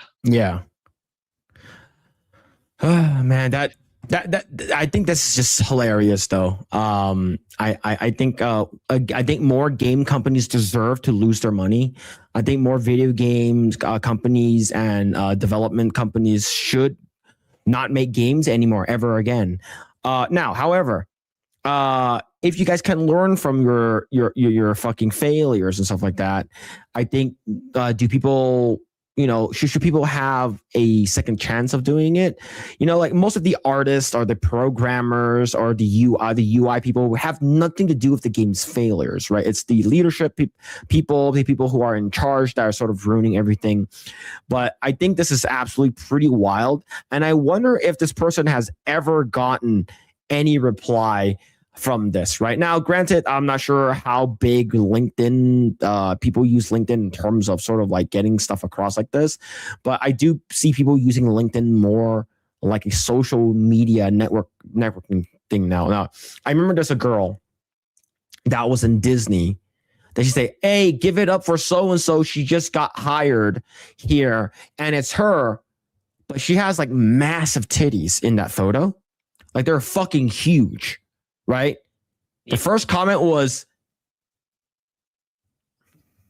basically a bunch of milk bottles and squirting emojis. I'm like, on LinkedIn? And this was 3 years ago. Yeah. I guess the nationality of the person who did it. Is it one of the SARS? The SARS. It's definitely one of the SARS. 100% the SARS that did it. I'm like, bro, this is not Facebook. This is not Twitter. This is LinkedIn. This is professional profile. And you are posting this shit on your account, replying to that? That is crazy, brother. That's crazy, brother. Brother, what are you doing? Do not redeem. But yeah, man, fucking crazy, man. Your happy birthday, Phillip. Thank you. People will lose their jobs when tech evolves. No matter what if you have banned AI ban on the ice industry and transportation sales and so on, we would not have fridges or freezers because they would have been banned. Exactly, right? The fact that everyone know who it was is crazy. Yeah. It's crazy. Show me those milkers. It's been so long, bro. I don't even use LinkedIn anymore. It's been a while. Yeah, it's crazy. I'm like, what the fuck, bro? This is, people can see where you work, right? It's just yeah, exactly. Yeah. Mitchell Fields at the 5. Thank you, man. The double A's and triple A's, as we need to support the BBs, the CCs, and the DDs are all small complaints with big personalities. Hell yeah, brother. Speaking of double D's, let me show you this. So this is what I'm talking about. I think when we get AI movies to look like this, I think this is where we should be headed in terms of a society, in terms of culture and humanity. These are the type of movies I would like to see more of. 3 years after a string of brutal unsolved murders of local co-eds with impossibly fat milkers, the women of Delta Delta D will be headed to the new space station as part of NASA's Project Bust. It's scary. The titty killer just disappeared. We're going to be 250 miles up. The only person watching us get changed is going to be a 60-year-old man at Cape Sinigo. And that's going to be me. That's the person that's going to, I volunteer as tribute. I heard in space your boobs actually get bigger. Man. Why exactly are they sending a shuttle full of sorority girls to space? Son, the only thing bigger than the NASA budget after this is going to be the strain on those girls' sweaters. This is like the plot of a movie written by a 12-year-old boy. This is the first time I've felt safe since the titty killer. You don't think it's him, man?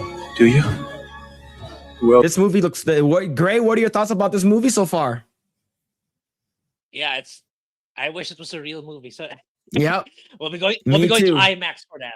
We'll be going to IMAX. Yeah, the biggest screen possible. This would go all the way to space. Now listen, Kitty Killer 50G. The boys down here tell me you're flat as a board. If that's right, you're basically invisible to them. You might be our only hope. So this came out a couple weeks ago, but there's a follow-up. There's a follow-up. There's a follow-up. There's a part 2. There's a part 2. Is this why our RAM prices are high? It is going down a little bit. But yes, Yeah. 100%. And I'm here for it. I'm okay with this.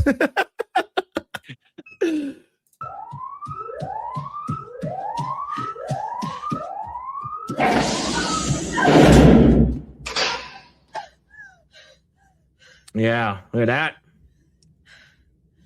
It's going to be a good movie.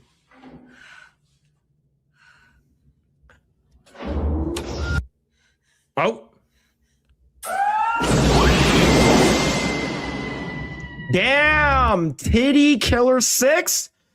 Tits of Mars part. Yo, we got a part 6? Hey, man, this might be pretty good. 5 years after the gruesome space murders of co-eds with beautiful mommy milkers, things are finally looking up for the Delta Delta D. The girls are going to Mars. But why send a bunch of co-eds with huge racks to Mars? They just spent $1 trillion having robots build a city. How else are they going to get the boys up there? You know what's funny? This is what Elon Musk is doing. He's sending the reason why he's trying to push Optimus so hard is because I think that we're gonna have robots building the stuff on Mars on the surface, and while everyone lives below. I think that's what's gonna happen.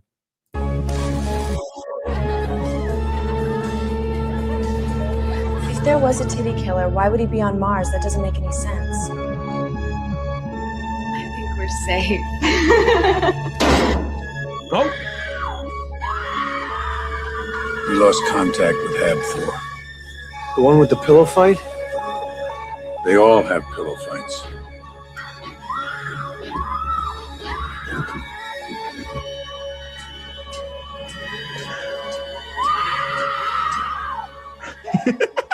We lost 12 girls last year.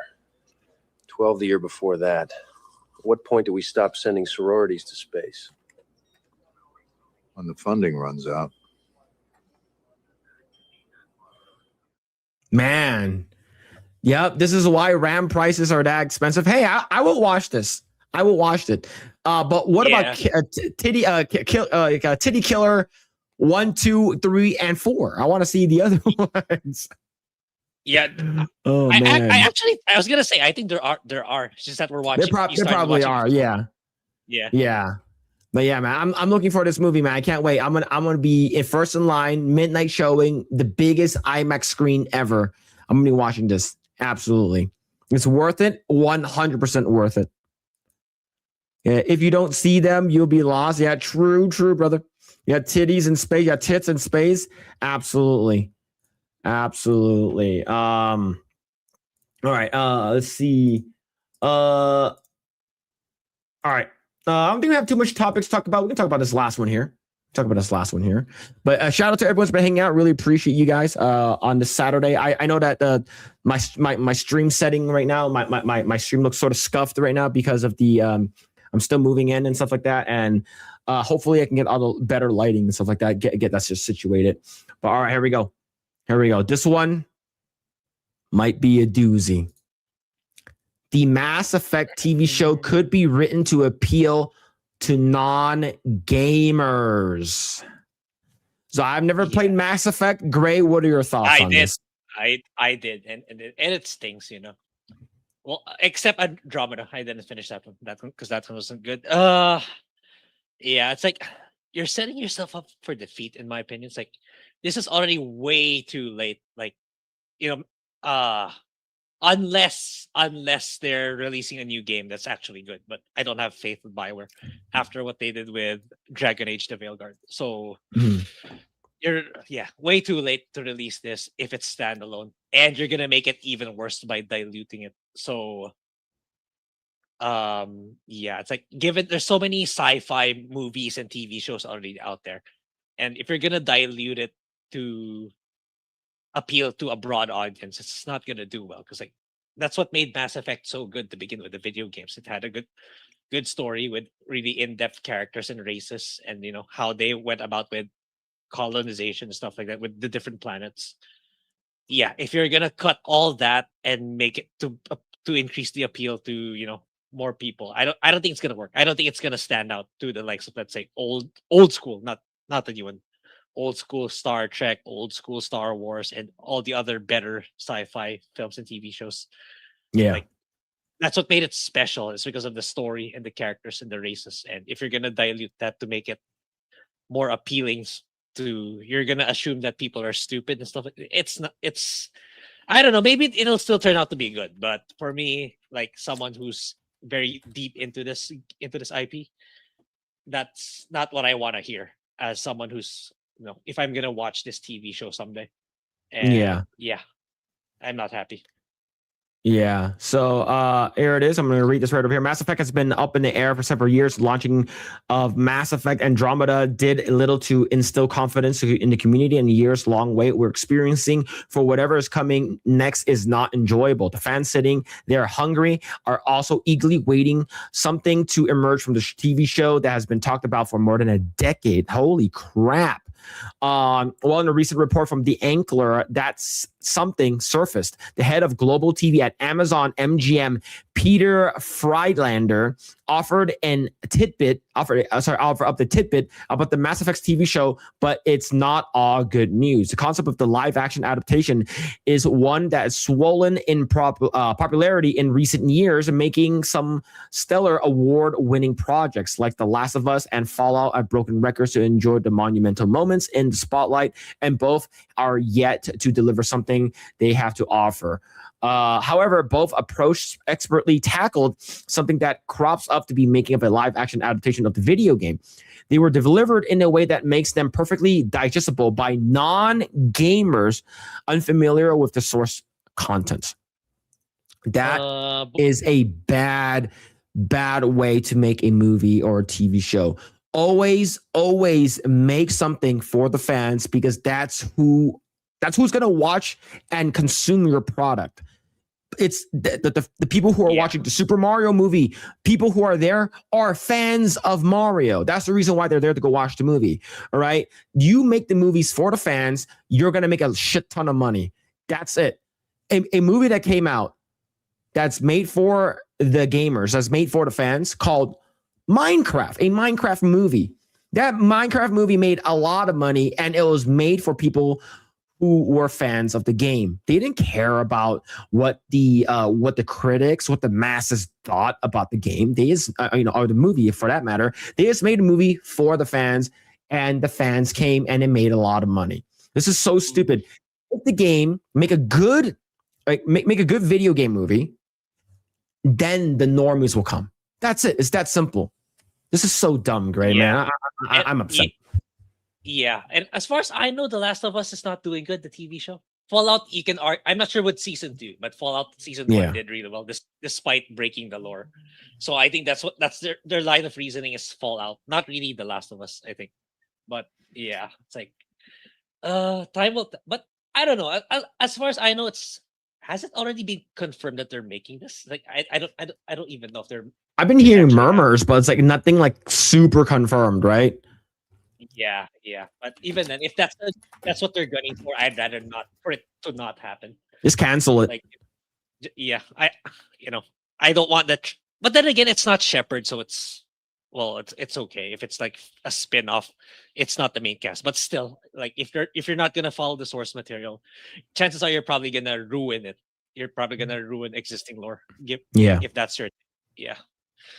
Yeah, man. And like they're gonna make things super woke. They're gonna make things that are like, in modern day. We're gonna make things super gay and stuff like that. It's not gonna be good, man. Yeah. Oh yeah. I remember I talked about this. I remember now. It's like I kept mentioning before, like, there's a the one in blue, the Liara, like her race. That race is primed for wokeness because they can reproduce with regardless of the gender they're mating with. So 100% the wokeness will get to that particular race. Yeah. In my opinion, fucking cancel it. Just fucking cancel it, man. It's going to be like Halo. It's going to be exactly like Halo. All right. So here's a good, what's it called again? Right over here. Here's a good response. Oh, great. Rewriting for mass appeal means it's going to be made for modern audience with the plot neutered to remove anything that's possibly offensive. It's going to be like that Halo TV show all over again. I wonder how many characters they are going to change their gender, race swap, or turn women into boss girls. And the answer to that is yes. Yes for everything. But yeah, this is not good, man. And Grae, I know you're a fan of Mass Effect. I've never played it. It's this is a huge hit, right? Because we've been eating good with video game TV shows and movies, right? Well, not all of them, but overall, they the Sonic 1, 2, and 3. Now we just got the Super Mario stuff that's been coming out. Mario Galaxy has been doing really well. And Last of Us season 1 was pretty good. Like season 2 sucked.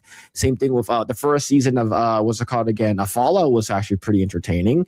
But like, of course, you get dumpster fires like Halo. What's that one? Your favorite one? The one I know the one that I had that came out with, I think Jack Black voiced the fucking Claptrap. Forgot. I do not like Borderlands. Okay, yeah, Borderlands was also trash, right? According to what I heard. So yeah.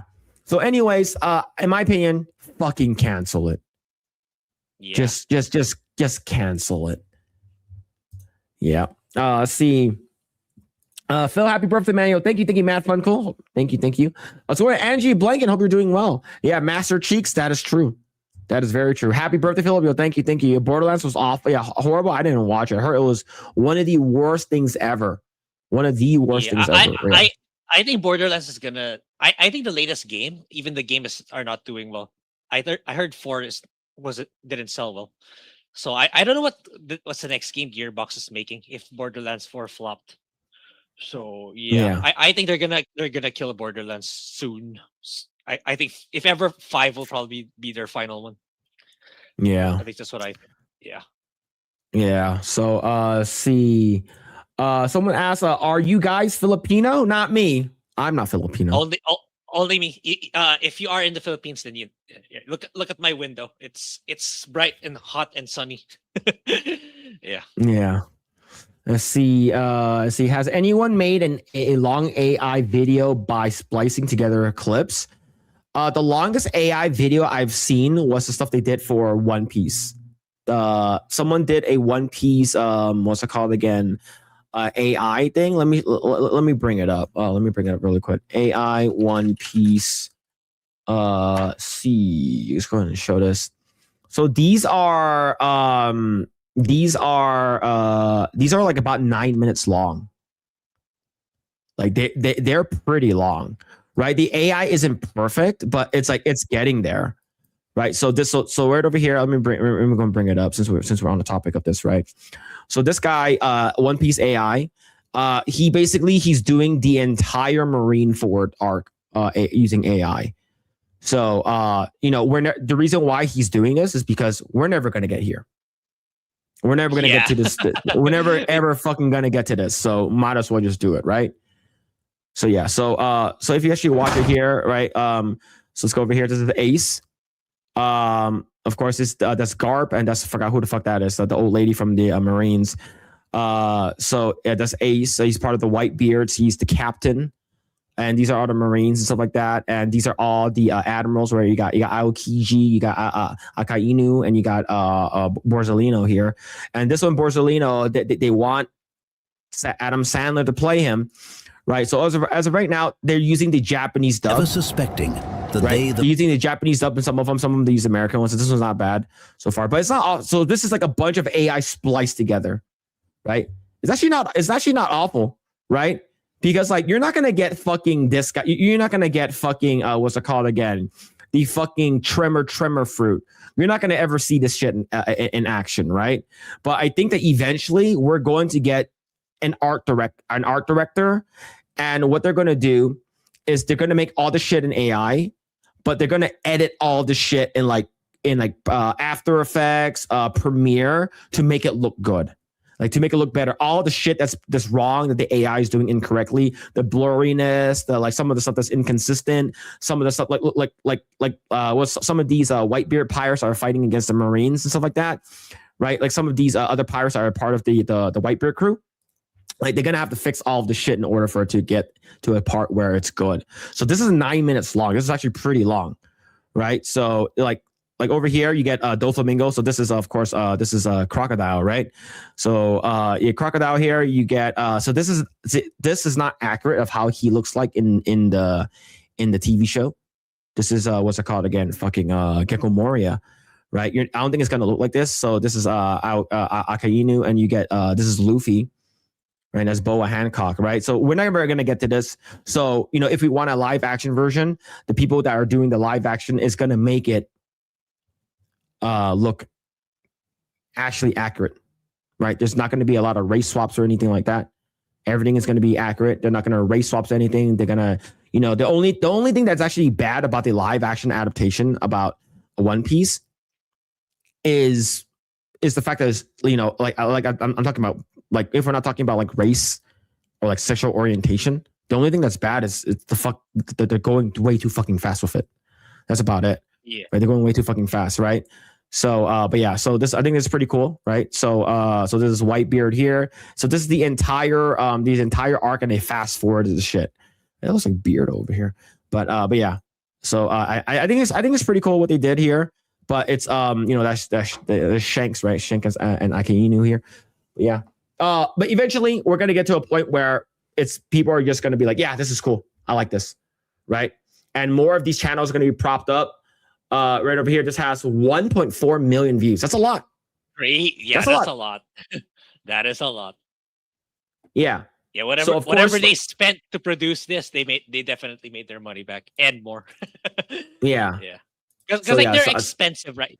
Even like, let's say you subscribe to like a particular, it's not cheap. It's pretty expensive. You have to know what you're doing to prompt something like this. Yeah. So for instance, right? So that's what's it called against Son Goku. So you see this over here? Like stuff like this will be fixed in post, right? It's like, hey, there's like that guy just fucking morphed out of this guy, and this it's like this is all off and stuff like that. So stuff like this will be fixed. Right? This is Blackbeard here. So yeah, so I think that it's going to get better. Eventually, it will get to a spot where like, yeah, people are going to be watching this entire movie is made with AI, right? We are already listening to music that's made entirely of AI already. So I think people are going to be okay with it. Let's see. Borderlands scripts changed 4 times because Ralph couldn't stop snoring at what he was snoring at what he was taking. Yeah, it's bad. Quagmire with the 10. Thank you. Hail to the best nerd show on YouTube. Also hail to the royal courtship of Princess Donut and her royal bodyguard Carl. What? I think you donated to a different. I think you're supposed to donate to what's it called again? Yellow Flash. You're talking about Yellow Flash. But yeah, the whole Quagmire. If this was let me know if this is a mistake, because we're absolutely not the best nerd show on the internet at all. And if that's the case, then I know that Nerdrotic has like a 24-hour live stream of his old streams now, which is actually pretty cool. He's basically streaming his old stuff over and over again, which is actually pretty cool. Holy shit, Mad Frog with the $100. What are you doing, man? This guy here, happy birthday, Phillip. Why do you sound like you're on an Xbox 360 microphone? I'm trying to figure some shit out, right? Hold on. I'm trying to figure some shit out. Hold on, let me see. I don't know. All right, I'm trying to figure out this mic. I don't even know how I sound like. I just went live with this. I have a couple of filters on, but I don't even know how I sound like. Okay. I think you sound. I don't know how I sound like. Different, but for me, it's still okay. But then again, I'm not. Good at hold on, I think I might have lost audio again. What the fuck, man? Oh, I'm on a wireless HyperX Cloud mic. What the fuck is this? Hold on. And I just lost everything again. I can still hear you. And yeah, I lost all audio again. God dang it. I can't hear jack shit now. And it's your fault, chat. Absolutely your fault. Let's see. Like I guess it's gay, but okay. All right, I'm just gonna read this. I just got here. Why do your sound like an Xbox 360 mic? I'm trying to figure stuff out. Hey Grae, hey chat. Happy Easter to all, and hope it's a good one. Oh, almost forgot. Oh no. Clown tax, food attacks, Blair White tax, Harambe Taft Teeks tax, and Clussy tax. Yeah, it's tax season. But thank you very much. Thank you very much, Man. Thank you Man, very much. that's crazy. But thank you so much for the $100. Holy crap, man. Thank you. I really appreciate it. You didn't have to do that, man. Thank you so much. Yeah, shout out. Okay, there's no Clussy tax, but I will be doing this thing called titty tax. And if you guys want to see some titties, then you have to donate money and stuff like that. But yeah, I can't hear anything that Grae's saying. Just letting you know. All right, Grae, let me reset. It's probably some bullshit on my end. Let me. I'll give me a second. I'll come back. Give me a second. Okay. Yeah. So yeah, that's pretty shitty. I wonder what he tinkered for him to shut down like that. But yeah. That's if Hollywood continues to do what I think Phil's right. Can you hear me? Yeah, I can hear you now. Is my mic? Did my mic sound like here? It sounds a bit different now. So Is it, or is it better now? I think earlier at the start this entire stream he sounded a little different, but for me it's okay. It's still okay. So Yeah, I'm not sure now. So this whole time you've been using the HyperX microphone? There's no HyperX microphone. It's not plugged in. Yeah, that's weird. Yeah. Or I don't know. Maybe this thing still has a mic. It's just that accessory is an extension. I don't know. I don't know. I need to fucking fix some shit, man. It's like I said, I just fucking I plugged the shit in and it went live. Yeah, Right. you'll get around it later this week. Yeah, I to be honest, I'm not sure, man. I'm heading back after this, so like, I'm not sure I'm gonna have time to adjust it. Probably next time when I come back here, I can adjust it, but I can't adjust jack shit right now, man. Yeah, it's annoying. So input is what's it called again? The Wave 3 still have to do. All right, is it? I don't know, dude. I don't know what's happening, man. What happened to the old mic? I didn't bring it. I'm basically buying this for like a different set. Like it's basically I have one set at at two houses. Yeah, for those who just came in, this is like Phil's in his new home, his new house. So that's why he has an entirely new setup. Yeah, so I'll figure something else with this Wave 3. I'll have to adjust like some of the EQs and stuff like that. I know it sounds a little different. It sounds a little more flat, like not enough presence. So it's super bassy. I did adjust it a little bit just right now. Hold on, let me go back. Hold on. All right, hold on. What about now? How do I sound now? Is it better or worse? No, I think the other one was better. The previous one was better for me at least. Like this here, like this one here. Yeah, for me that one sounds better. Okay, all right. So I'm not touching it now. Chad is saying better. Chad is saying worse. So worse. You guys are just fucking with me. You guys are just fucking with me. All right. But anyways, yeah, I sounds more gay. I'm gonna ban you. So yeah. Anyways, I'm gonna need I need to buy 2 key lights here, one here, and I'm probably gonna buy a light back there so I can get like a rim light on this. Yeah. What's it called again? I haven't booted up this computer since. Yeah. So I got my new computer. Yeah. The one that's the setup that you have now is better. Yeah. Compared to the one you just changed earlier. This one is no. It's because I was messing around with the EQ, so I made it like really bad purposely to see how do you guys. It sound like you sound gay now.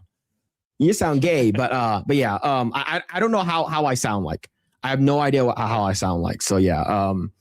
But yeah. Unless like I can turn it off, right? So because like I can turn off my. Like I can turn it off now. Like it's off now. How does it sound now? Okay. Right, this is on. Okay. Right, it shouldn't be too much difference. It's probably have like a little more presence. Yeah. But yeah, but thank you, Mad Frog. You mad lad for the fucking $100, man. Thank you earlier. Thank you so much for that. See Mitchell Fields with the 5. Read right to left titty tax. Do I have anything on this? Speaking of titty tax, do I have anything on this computer? Oh no, this is the old computer where I had the Nancy Pelosi stuff.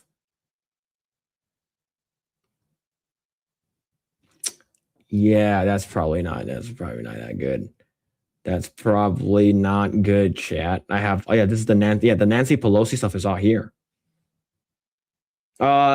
See. All right, how about this? I will show this. All right. I think, yeah, we're basically, I don't think we have anything else to talk about, but I will show this, right? Because I have this one. Okay. All right. Don't say I never gave you anything. All right. And here we go. There it is. I still had this one. Okay. There it is. This is for the titty tax. This is for titty tax. All right. Chat. Don't say I never gave you anything. But anyways, yeah, I probably have to like start packing up and start heading out pretty soon. But Grae, okay. What are you doing, man? Where can people find you? What are you doing? What are you up to? Yeah, I just uploaded my Monster Hunter Stories video, so there's that. If you're interested in that, I just uploaded. So I'm actually pretty dry. Like, you know, it's like there's no, like, the next game I'm waiting for is out in June. So it's like, but the next indie one that's coming out very soon is the Mouse game.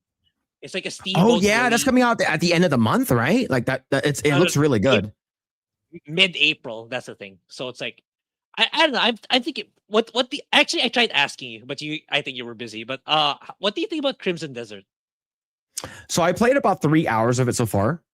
I think the game is, according to what I heard, it's a lot better, the current state now. And earlier today, they dropped another big update where they gave players more inventory space. They fixed a lot of things and stuff like that. So I know that's the thing. Here's the thing: the game is $70, so it's not a cheap game. It's a full price game. Yeah, and, it is. But the game has over 200 hours worth of content, and it does remind me a little bit of The Witcher in terms of how open the game is. The fact that The Witcher, you can like fucking steal anything. Like even the smallest thing, the smallest cup or something like that, you can steal it. This has that thing, right? You can steal things and stuff like that. You can go into anyone's house and stuff like that. I think the game is getting better and better and better. I think I do like the game so far, but I'm very, very early into the game. I do like it so far. The story is sort of stupid until according to what I heard, it gets a lot better down the road. But I like it so far. I just initial impressions, I give it like maybe like an 8 out of 10 so far. And that's what everyone's saying. It's sort of like in the beginning, it had like 54, 55% on Steam. Now it's at like 88, 89%. So it's actually pretty cool that it's gone up significantly. And the developers aren't like making like, oh, hey, here's our roadmap. Here's what we're going to fix in the future. They didn't do that at all. They just went, oh, here's the fix that you guys wanted. Boom. They fucking stealth dropped it. It's like, here's the fix you guys wanted.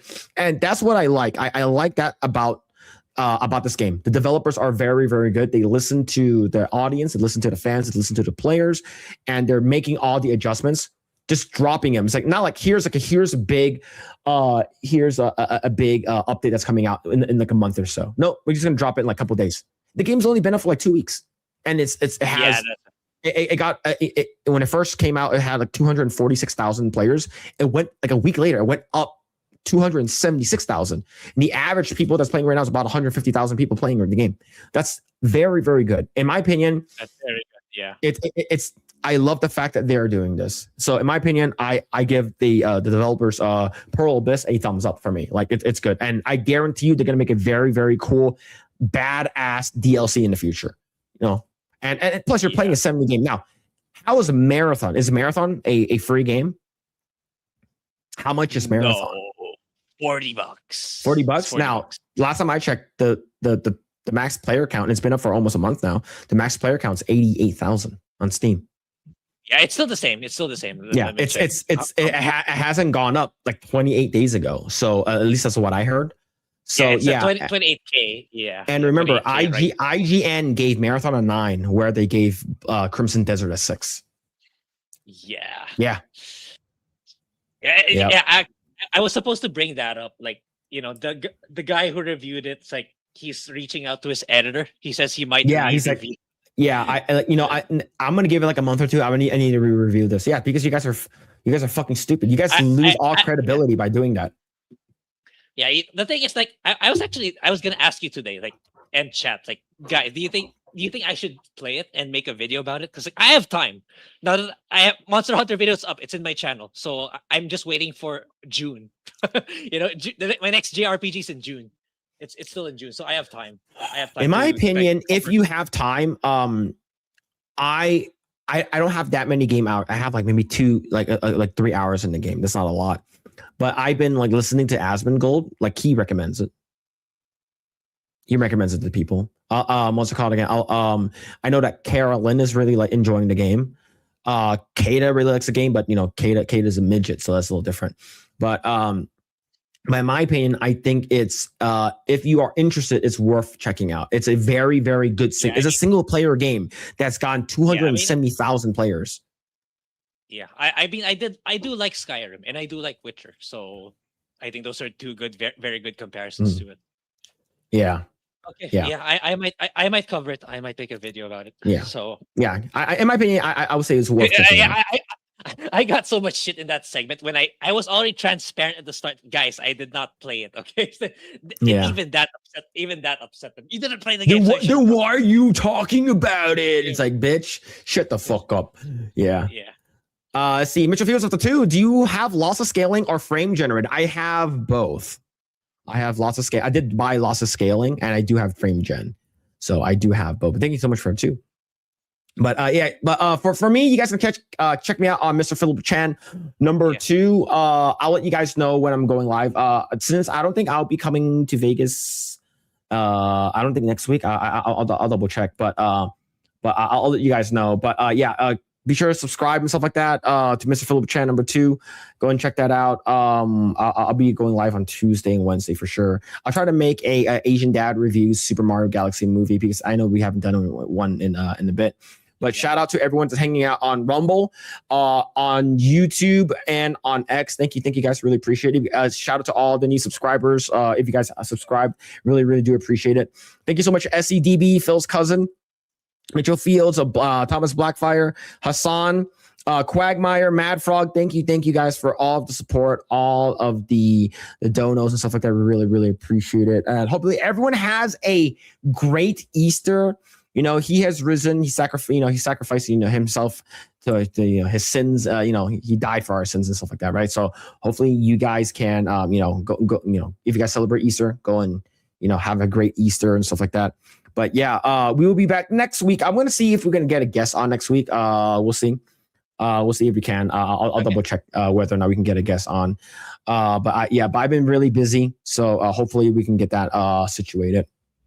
But yeah, you can find all of our what's it called again? Our information down below. Go ahead and check that out.